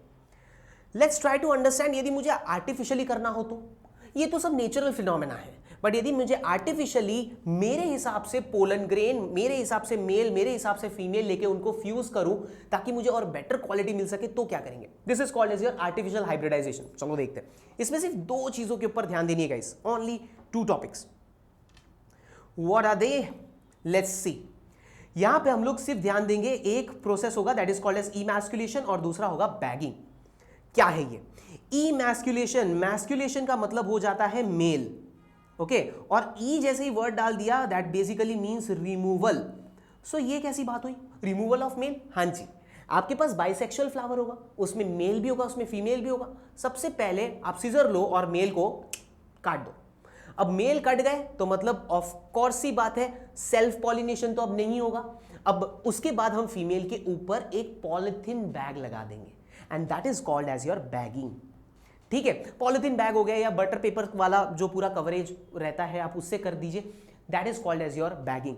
फिर उसके बाद जब हमें लगेगा कि हाँ यार स्टिग्मा अब रेडी है, स्टिग्मा पोलन ग्रेन लेने की ताकत आ चुकी है, तब हम देखेंगे कि बैग को हल्का सा खोलो और जो पोलन ग्रेन पसंद है, जो भी जिसके बीच में आपको क्रॉस करना है, वो पोलन ग्रेन को लो और इसके ऊपर बैग को खोल के उसके ऊपर छांट दो और वापस से बैग को बंद कर दो। बैगिंग क्यों करनी है? ताकि कोई दूसरा पोलन ग्रेन आके मेरे स्टिग्मा के ऊपर या फीमेल के ऊपर ना बैठे। ठीक है, सो जो पोलन ग्रेन था मैंने वो लिया और उसके ऊपर छाट दिया और वापस से बैग कर दिया, और फिर आगे का तो प्रोसीजर होता रहेगा, pollen pistil interaction, pollen tube बनना, आगे का प्रोसेस नॉर्मल। डन। तो ये हो गया हमारा फाइनली एक आर्टिफिशियल तरीका बाइसेक्सुअल के लिए। यदि यूनिसेक्सुअल हुआ तो क्या करेंगे? अच्छा, यूनिसेक्सुअल फ्लावर हुआ तो कोई टेंशन ही नहीं है, क्योंकि फ्लावर में सिर्फ फीमेल ही उगने वाला है। तो व्हाट आई विल डू, जब वो कली वाला कंडीशन होगा, जब वो बंद होगा, तभी मैं उसके ऊपर बैगिंग कर दूंगा। Okay, I will put a bag over it. फिर वो बैग के अंदर ही वो धीमे धीमे वो कली खिलेगी, और जैसे खिलेगी उसके अंदर सिर्फ फीमेल पार्ट होगा। हम क्या करेंगे कि ये जो अब सिर्फ फीमेल पार्ट मौजूद है, धीमे से बैग खोलेंगे, जो पोलन ग्रेन चाहिए वो छिड़क देंगे और वापस से बैग बंद कर देंगे, रीबैग कर देंगे और फिर आगे का प्रोसीजर होने देंगे। सो this is artificial hybridization technique. ठीक है, तो हमें पूरा पता चल गया कि आर्टिफिशियली भी कैसे करना है। Now what about the next process? अब आगे क्या करना है, क्योंकि मेल गैमेट्स तो पहुंच चुके हैं एम्ब्रियो सैक के अंदर, अब आगे क्या करें? तो यहां पे हम देखेंगे दो प्रोसेस के ऊपर आपको फोकस करना है। The first process is called as your syngamy और दूसरा प्रोसेस है ट्रिपल फ्यूजन। ये दोनों ही प्रोसेस के बारे में यहां पे डिस्क्रिप्शन लिखा हुआ है, but let's understand with the help of diagram. चलो देखें, यहां पे हमें पहले पता है कि भाई एम्ब्रियो सैक में with the help of synergids हमने देखा कि नीचे से पोलन ट्यूब अंदर आया था। ठीक है, पोलन ट्यूब इस कदर अंदर आया था और पोलन ट्यूब अंदर आके दो मेल गैमेट छोड़ गया। ठीक है, नाउ इन सबको अपने इरेज करते हैं। तो दो मेल गैमेट्स अब एम्ब्रियो सैक के अंदर है। Now what will happen is कि ये जो हमारे पास अभी मौजूद है, this is called as your polar nuclei. This is called as your polar nuclei, और वो भी मेरे पास दो है और दोनों के दोनों हैप्लॉइड है। So this is also haploid, haploid, male gamete haploid, haploid egg cell haploid, सब हैप्लॉइड है। व्हाट वी विल ऑब्जर्व कि ये जो दो हमारे पास पोलर न्यूक्लियाई है, ये पोलर न्यूक्लियाई एक दूसरे के साथ फ्यूज अप हो जाएंगे। Okay, they will technically fuse with each other. और अब जो ये स्ट्रक्चर बना है, this structure is called as your secondary nucleus. Okay, and as you can understand n plus n is equal to 2n, तो ये वाला जो होगा ये डिप्लॉयड होगा। ठीक है, and on the other hand हमारे पास जो मेल गैमेट्स मौजूद थे, वो मेल गैमेट्स भी मैं ड्रॉ कर देता हूं। We were having 2 male gametes. Now out of this 2 male gametes, एक मेल गैमेट एग के साथ फ्यूज कर जाएगा। ओके, और जो दूसरा मेल गैमेट है वो इस सेकेंडरी न्यूक्लियस के साथ फ्यूज कर जाएगा। ठीक है, तो इन दोनों के साथ हमें फ्यूज करना है। जरा देखते हैं क्या बनता है। तो जो एक है वो तो ऐसा है कि भाई मेल गैमेट एग के साथ फ्यूज होके हम देख रहे हैं कि एक स्पेशल स्ट्रक्चर बन रहा है which is called as your zygote. Okay, this is called as your zygote. And on the other hand हम लोग देख रहे हैं कि सेकेंडरी न्यूक्लियस प्लस हम लोग देख रहे हैं मेल गैमेट सब एक साथ फ्यूज होके एक बड़ा सा स्ट्रक्चर बन रहा है which is called as your PEN, PEN, PEN, primary endosperm nucleus. Now what will happen, ये जो आप देख रहे हो ये टेक्निकली देखने जाए तो 3 न्यूक्लियस का फ्यूजन है। That's why this process is called as your triple fusion. ठीक है, and on the other hand यदि आप नीचे की तरफ देखोगे तो it is just a male gamete and a egg cell fusing with each other. This is called as your syngamy. ठीक है, तो आपके एम्ब्रियो सैक के अंदर दो प्रोसेस हो रहा है। एक ट्रिपल फ्यूजन हो रहा है क्योंकि अब जो ये ट्रिपल फ्यूजन के बाद ये जो स्ट्रक्चर बना है वो 3n वाला होगा और जो जाइगोट है वो डिप्लॉयड होगा। ठीक है, एंड दूसरा जो प्रोसेस है दैट इज योर सिनगैमी। दो process simultaneously, that's why this is called as your double fertilization. ये पॉइंट आपको ध्यान पे रखने का रहेगा। ऑन द अदर हैंड जो बीच वाला जो हमारे पास मौजूद था, जो बीच वाला पार्ट हमारे पास मौजूद है प्राइमरी एंडोस्पर्म न्यूक्लियस वाला, जिसको हम लोग सेंट्रल सेल बोलते हैं, वो अब क्या बन जाएगा, प्राइमरी एंडोस्पर्म सेल, क्योंकि उसके अंदर पेन मौजूद है, primary endosperm nucleus. Let's try to understand कि हमारे पास जो ये इवेंट्स अब क्या क्या होंगे, मुझे किन किन चीजों के ऊपर फोकस करना है। सबसे पहली चीज के ऊपर जो मुझे फोकस करना है वो है एंडोस्पर्म कैसे बनते हैं। ठीक है, with the help of PEN. Secondly मुझे याद करवाना है कि भाई एम्ब्रियो डेवलप कैसे होता है, with the help of zygote. Third हम लोग देखेंगे कि पूरा जो ओव्यूल है वो बन जाएगा दाना, और जो फोर्थ है वो है कि पूरा ओवेरी बन जाएगा फ्रूट। चलो एक एक करके डिस्क्रिप्शन स्टार्ट करते हैं। सबसे पहले हम लोग ध्यान देंगे एंडोस्पर्म किस तरीके से बनाया जाता है। तो जो हमारा प्राइमरी एंडोस्पर्म सेल जो मौजूद था, जो बीचों बीच जो कि है, ये आप देख सकते हो विद दिस, तो ये जो मेरे पास मौजूद था ये बीच वाला, this is called as your central cell. अब यही सेंट्रल सेल किस में कन्वर्ट हो गया है, प्राइमरी एंडोस्पर्म सेल में। Now what will happen is कि बीचों बीच अब मेरे पास पेन मौजूद है।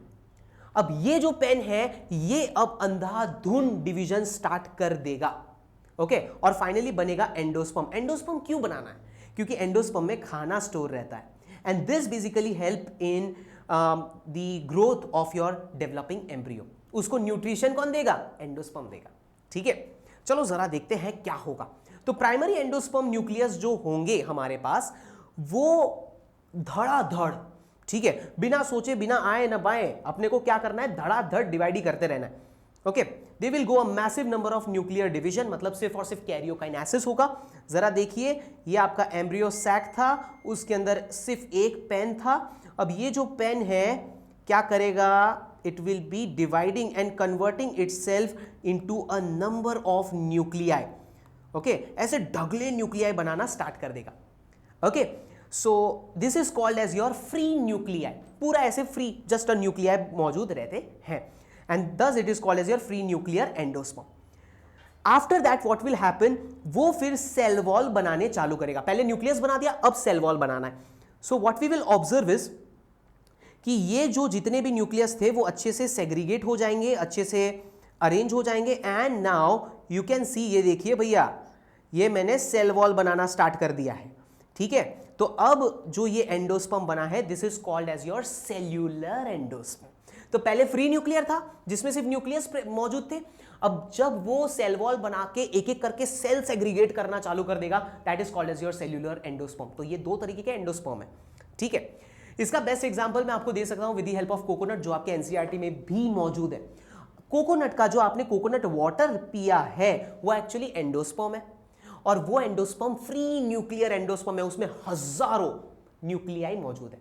ऑन द अदर हैंड जब मैं बात करूं व्हाइट कर्नल, मतलब जो अंदर का जो सफेद पार्ट होता है ना, अंदर का जो व्हाइट कलर का लेयर जो कि कड़क होता है, हम लोग चबा के खाते हैं, वो भी एंडोस्पर्म है, बट वो अभी सारे सेल्स बन चुके हैं। So that's why it is called as your cellular endosperm. So ये एक बहुत ही खूबसूरत सा एग्जांपल है जहां पे आपको फ्री न्यूक्लियर भी पता चल जाता है और सेल्यूलर भी पता चल जाता है कि ये एंडोस्पर्म होते हैं।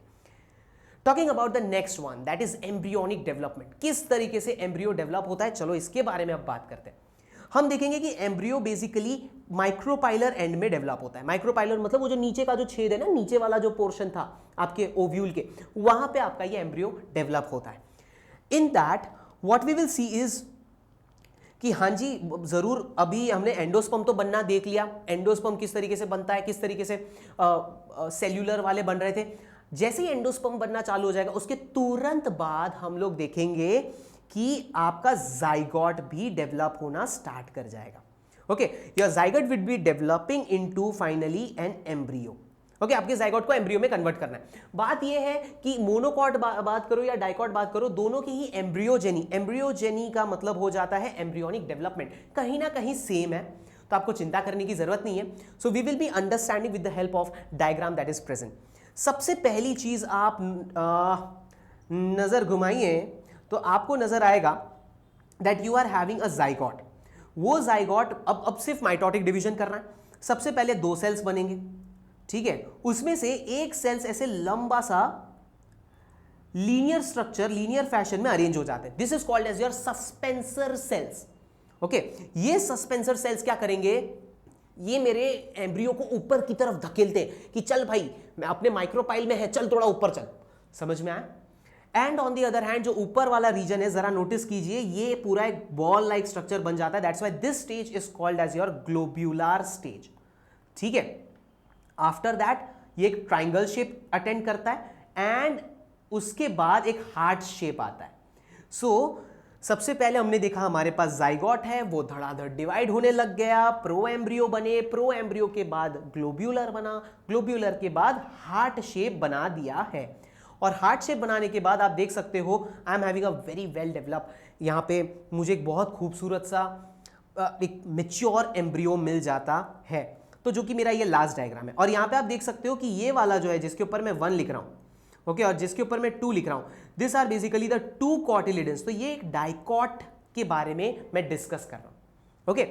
And on the other hand let's now discuss कि भाई मोनोकॉट और डाइकॉट में एग्जैक्टली अंतर कहां पे आता है, क्योंकि ये तो उसका एम्ब्रियोनिक डेवलपमेंट है। अंतर कहां पे आता है, चलो देखते हैं। चलो अब डाइकॉट देखते हैं। Dicot as the name suggest, of course इसमें दो कॉटिलिडन्स होंगे, उसमें तो कोई गुंजाइश नहीं है। वो 2 कॉटिलिडन आप डायग्राम पे देख सकते हो, this is my first cotyledon, this is my second cotyledon.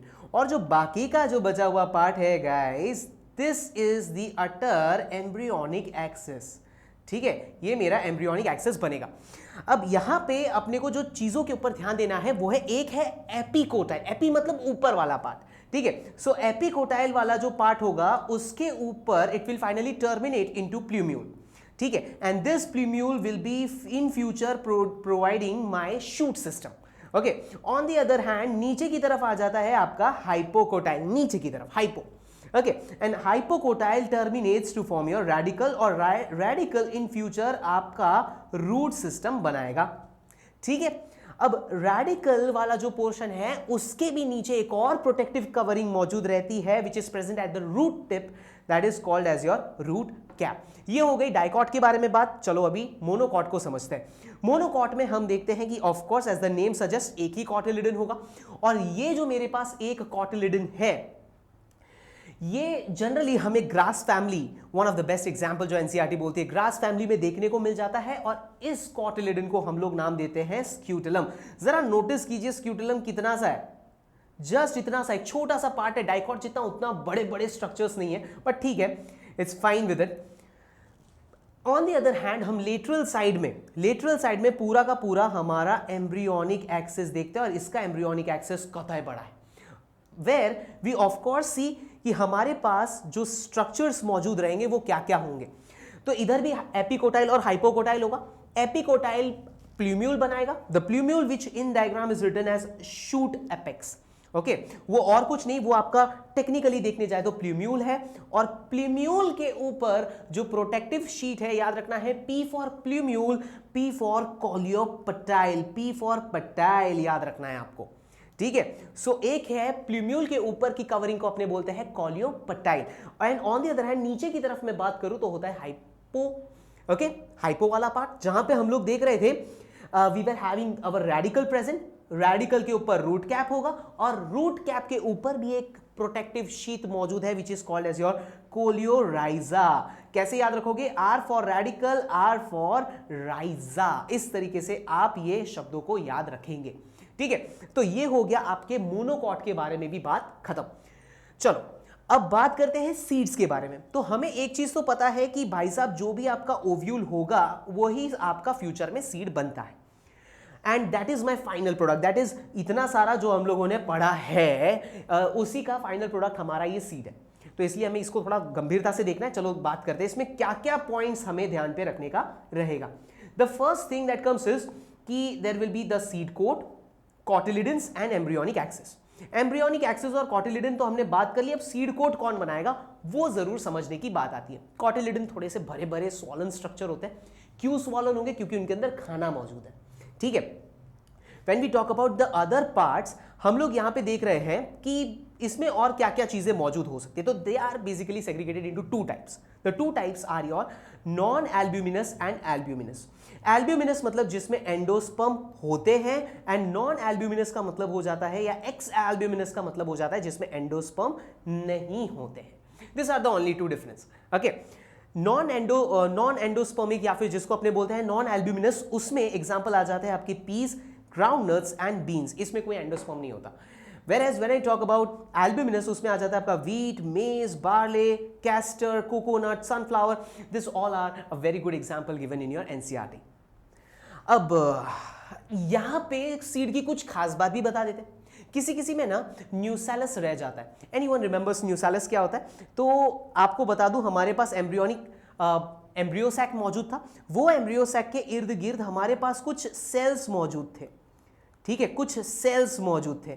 वो जो सेल्स थे they were basically called as your nucellus, right. और यही किसी किसी में हम लोग देखते हैं न्यूसेलस रह जाता है, सीड में न्यूसेलस रह जाता है, and that structure is called as your perisperm, ठीक है। ये एंडोस्पर्म नहीं है, पेरिस्पर्म है। पेरिस्पर्म कौन बना रहा है? न्यूसेलस बना रहा है, ठीक है। And on the other hand हम लोग देख रहे हैं कि इफ यू ऑल्सो रिमेंबर, तो हम लोगों ने बताया था कि जो भी आपके एम्ब्रियो सैक है उसके इर्द गिर्द लेयर्स मौजूद रहते हैं, okay.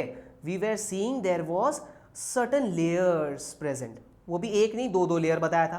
They were called as your integument, और यही इंटीग्यूमेन आपका अब बनेगा सीड कोट, ठीक है, क्योंकि सीड कोट में भी दो लेयर्स होते हैं, टेस्टा एंड टेगमेन। ये कौन बनाता है? इंटीग्यूमेन बनाते हैं, याद रखना है। Let's move to the next part कि आपको ये भी पता रहेगा कि एक छोटा सा छेद नीचे रह जाता है, that is called as your micropyle, और ये छेद सीड में भी रह जाता है।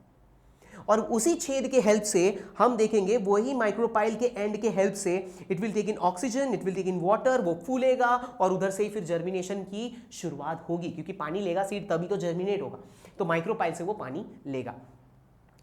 टॉकिंग अबाउट अब आगे क्या करेगा सीड? सीड अपने अंदर से सारा पानी निकाल देगा। It will lead to your dehydration, जहां पे अब उसके अंदर सिर्फ 10 to 15% ही पानी मौजूद है, बाकी वो पूरा का पूरा ड्राई आउट हो जाता है।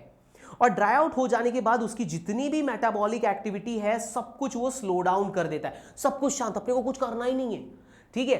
And this is called as your dormancy. Dormant condition मतलब एक ऐसा कंडीशन जहां पे हमारे सीड पूरे इनएक्टिव हो जाते, वो कोई काम नहीं करते, बस चुपचाप पड़े रहते, that is called as your dormancy. और जैसे ही एक फेवरेबल कंडीशन आएगा, सच एज योर मॉइस्चर आ गया, ऑक्सीजन आ गया, सुटेबल टेम्परेचर मिल गया, जैसे ये सारी चीजें आ गई, फिर उसके बाद सीड ग्रो करना स्टार्ट कर देगा, ठीक है। ऑन द अदर हैंड अब बात करते हैं इसके फायदे क्या क्या है। हमारे सीड्स के कुछ फायदे भी है क्या? ऑफ कोर्स वो बहुत कुछ करता है। In that we first of all see कि हाँ, इसको पानी के ऊपर बड़ा निर्भर रहना पड़ता है। सो seed formation is more dependent on your water. हालांकि पॉलिनेशन और फर्टिलाइजेशन उनको उतना पानी की कोई आवश्यकता पड़ती नहीं थी। नेक्स्ट थिंग इज कि सीड्स एक ऐसी चीज है जिसको आप कहीं पे भी ले जा सकते हो और कोई दूसरी जगह पे ग्रो कर सकते हो। आप उसको एक नया घर दे सकते हो, नया हैबिटेट दे सकते हो। ठीक है। नेक्स्ट, सीड के अंदर खाना भी स्टोर रहता है in the form of cotyledon, in the form of endosperm. किसी भी तरीके से वो अपने अंदर खाना स्टोर करके रख सकता है और अपने आप को जिंदा रख सकता है। नेक्स्ट पॉइंट कि yes they are having a hard seed coat. मैंने पहले बताया कि इंटीग्यूमेन ही seed coat that is your testa and tegmen में कन्वर्ट हो जाता है, जो कि उसको एक टफनेस प्रोवाइड करती है, एक प्रोटेक्शन देती है। एंड इवेंचुअली आप न्यू कॉम्बिनेशन, जेनेटिक कॉम्बिनेशन कर सकते हो। कैसे? दो अलग अलग क्रॉस पॉलिनेशन करके, हाइब्रिडाइजेशन करके आर्टिफिशियल, उसके बाद हम क्या देख रहे हैं, जो सीड बनेगा of course that will be a new genetic combination, right. और last point that is your dehydration and dormancy. इन दोनों के हेल्प से वो सालों साल वायबल रह सकते हैं। ठीक है। डॉर्मेंसी और डिहाइड्रेशन के हेल्प से वो सालों साल काफी लंबे टाइम तक वायबल रह सकते हैं। और इसी वायबिलिटी के ऊपर चलो चर्चा करते हैं। वायबिलिटी का मतलब हो जाता है जिंदा रहने की काबिलियत। कुछ कुछ जो सीड्स होते हैं वो कुछ ही महीनों तक जिंदा रहते हैं, पर कुछ कुछ सीड्स साल पर साल जिंदा रह सकते हैं। इसमें से एक बहुत ही बढ़िया एग्जाम्पल आ जाता है आपका ल्यूपिन का। Okay, that is your Lupinus arcticus. ये आर्कटिक रीजन में पाए गए थे, इसलिए बोला जाता है। ये जो सीड थे वो 10,000 सालों तक डॉर्मेंट मौजूद थे, ऐसा कहा जाता है। और जो सबसे नया नवेला जो सीड हमें मिला है वो 2000 सालों से डॉर्मेंट है। ओके, 2000 सालों से डॉर्मेंट मौजूद है। That is of your date palm, that is your Phoenix. Okay, Phoenix dactylifera. Okay, so this is an example of the viability of different plants जो कि काफी टाइम तक डॉर्मेंट मौजूद थे। अब बात करते हैं फ्रूट्स के बारे में। फ्रूट्स हमें पता है कि भाई ओवेरी ही अपना फ्रूट बनने वाला है। अब ये चीज तो हमें पहले से ही पता है कि भाई ओव्यूल सीड बन चुका है और ओवेरी फ्रूट में कन्वर्ट हो चुका है। तो जो ओवेरी का जो वॉल है वो ही फ्रूट का भी वॉल बनेगा, and that fruit wall is basically called as your pericarp. Okay, and कुछ कुछ फ्रूट्स जो होते हैं वो फ्लैशी होते हैं। For example is your guava, oranges, mango etcetera. और कुछ कुछ जो फ्रूट होते हैं वो ड्राई भी मौजूद होते हैं, such as your ground nut and mustard. Okay, so this are few examples जो आपको याद रखना है। Now in the category we are having a true fruit and a false fruit. True fruit का मतलब क्या हो जाता है? यदि ओवेरी ही फ्रूट में कन्वर्ट होता है, if only and only the ovary is converted into fruit, then only we will term it as a true fruit. और यदि ओवेरी को छोड़ के कोई और हिस्सा आपका मेजर फ्लैशी फ्रूट बनता है, फॉर एग्जाम्पल थैलेमस फ्रूट बनता है, then it will be called as your false fruit. इसी के एक और टाइप के बारे में बात करूं तो that is called as your parthenocarpic fruit.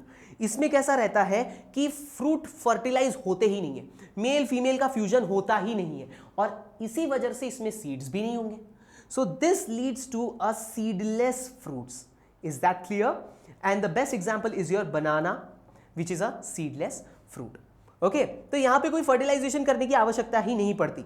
Last topic की तरफ अपने अब मूव कर रहे हैं। याद रखना है एपोमिक्सिस एंड पॉलीएम्ब्रियो क्या होता है। पार्थिनोकार्पी में हमने देखा कि सीड बनते ही नहीं है, सिर्फ फ्रूट बन जाता है। और वो क्यों बनता है? क्योंकि प्लांट्स में हार्मोनल चेंजेस आते हैं। बात करें एपोमिक्सिस के बारे में तो यहां पे हम देखेंगे सीड्स बनेंगे।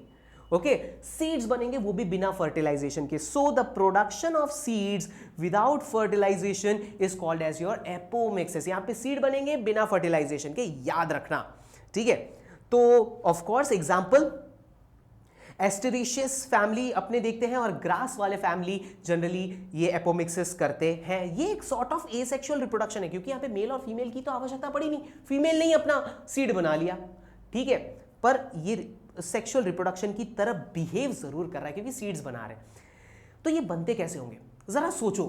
हम लोग देखते हैं कि एग सेल जो होता है, हमारे पास जितने भी एग सेल थे वो एग सेल जनरली हम लोगों ने देखा था it was a haploid, but इनमें जो एग सेल होता है वो एग सेल निकलता है डिप्लॉइड। अब पहले से ही डिप्लॉइड है तो उसको तो किसी के साथ फ्यूज करने की भी आवश्यकता नहीं है, वो अपने आप ही सीड्स में कन्वर्ट होने की काबिलियत रखते हैं। वही इसीलिए वो अपने आप ही बिना किसी से फर्टिलाइज करके ही सीड्स में कन्वर्ट हो जाते हैं. So yes, there is no meiosis taking place, no reduction division. Reduction division का मतलब क्या हो जाता है? मियोसिस. मियोसिस नहीं होता गाइस. ओके, तो इसलिए वो हमेशा डिप्लॉयड कंडीशन में ही मौजूद रहते हैं, कोई फर्टिलाइजेशन भी करने की आवश्यकता नहीं पड़ती. And on the other hand हम देखते हैं कि हमारा जो एम्ब्रियोनिक सैक है उसके अंदर जाइगोट बने, वो समझ में आता है. ठीक है, जो मेरा यहां पे आप यदि डायग्राम की तरफ नजर घुमाएंगे तो आपको पता चलेगा कि नॉर्मल एम्ब्रियो बन रहा है एम्ब्रियोनिक सैक के अंदर, वो चलता है. ठीक है, ये एम्ब्रियोनिक सैक के अंदर बन रहा है, वो चलता है. But when I talk about the outer ones, ये वाले, ये मेरे न्यूसेलस वाले हैं और ये न्यूसेलस के भी एम्ब्रियो बन रहे हैं. तो देखने जाए तो आपके पास ओव्यूल एक ही है बट एम्ब्रियो बहुत सारे बन रहे हैं. और जब ऐसा कंडीशन होता है तब हम लोग उसको बोलते हैं polyembryony. Is that clear? So finally we have completed our whole chapter. हम लोगों ने पूरा सब कुछ समझ लिया है. अब PYQs के लिए रेडी हो जाइए और यदि मजा आया है तो लाइक बटन दबाइए. Till then, peace out.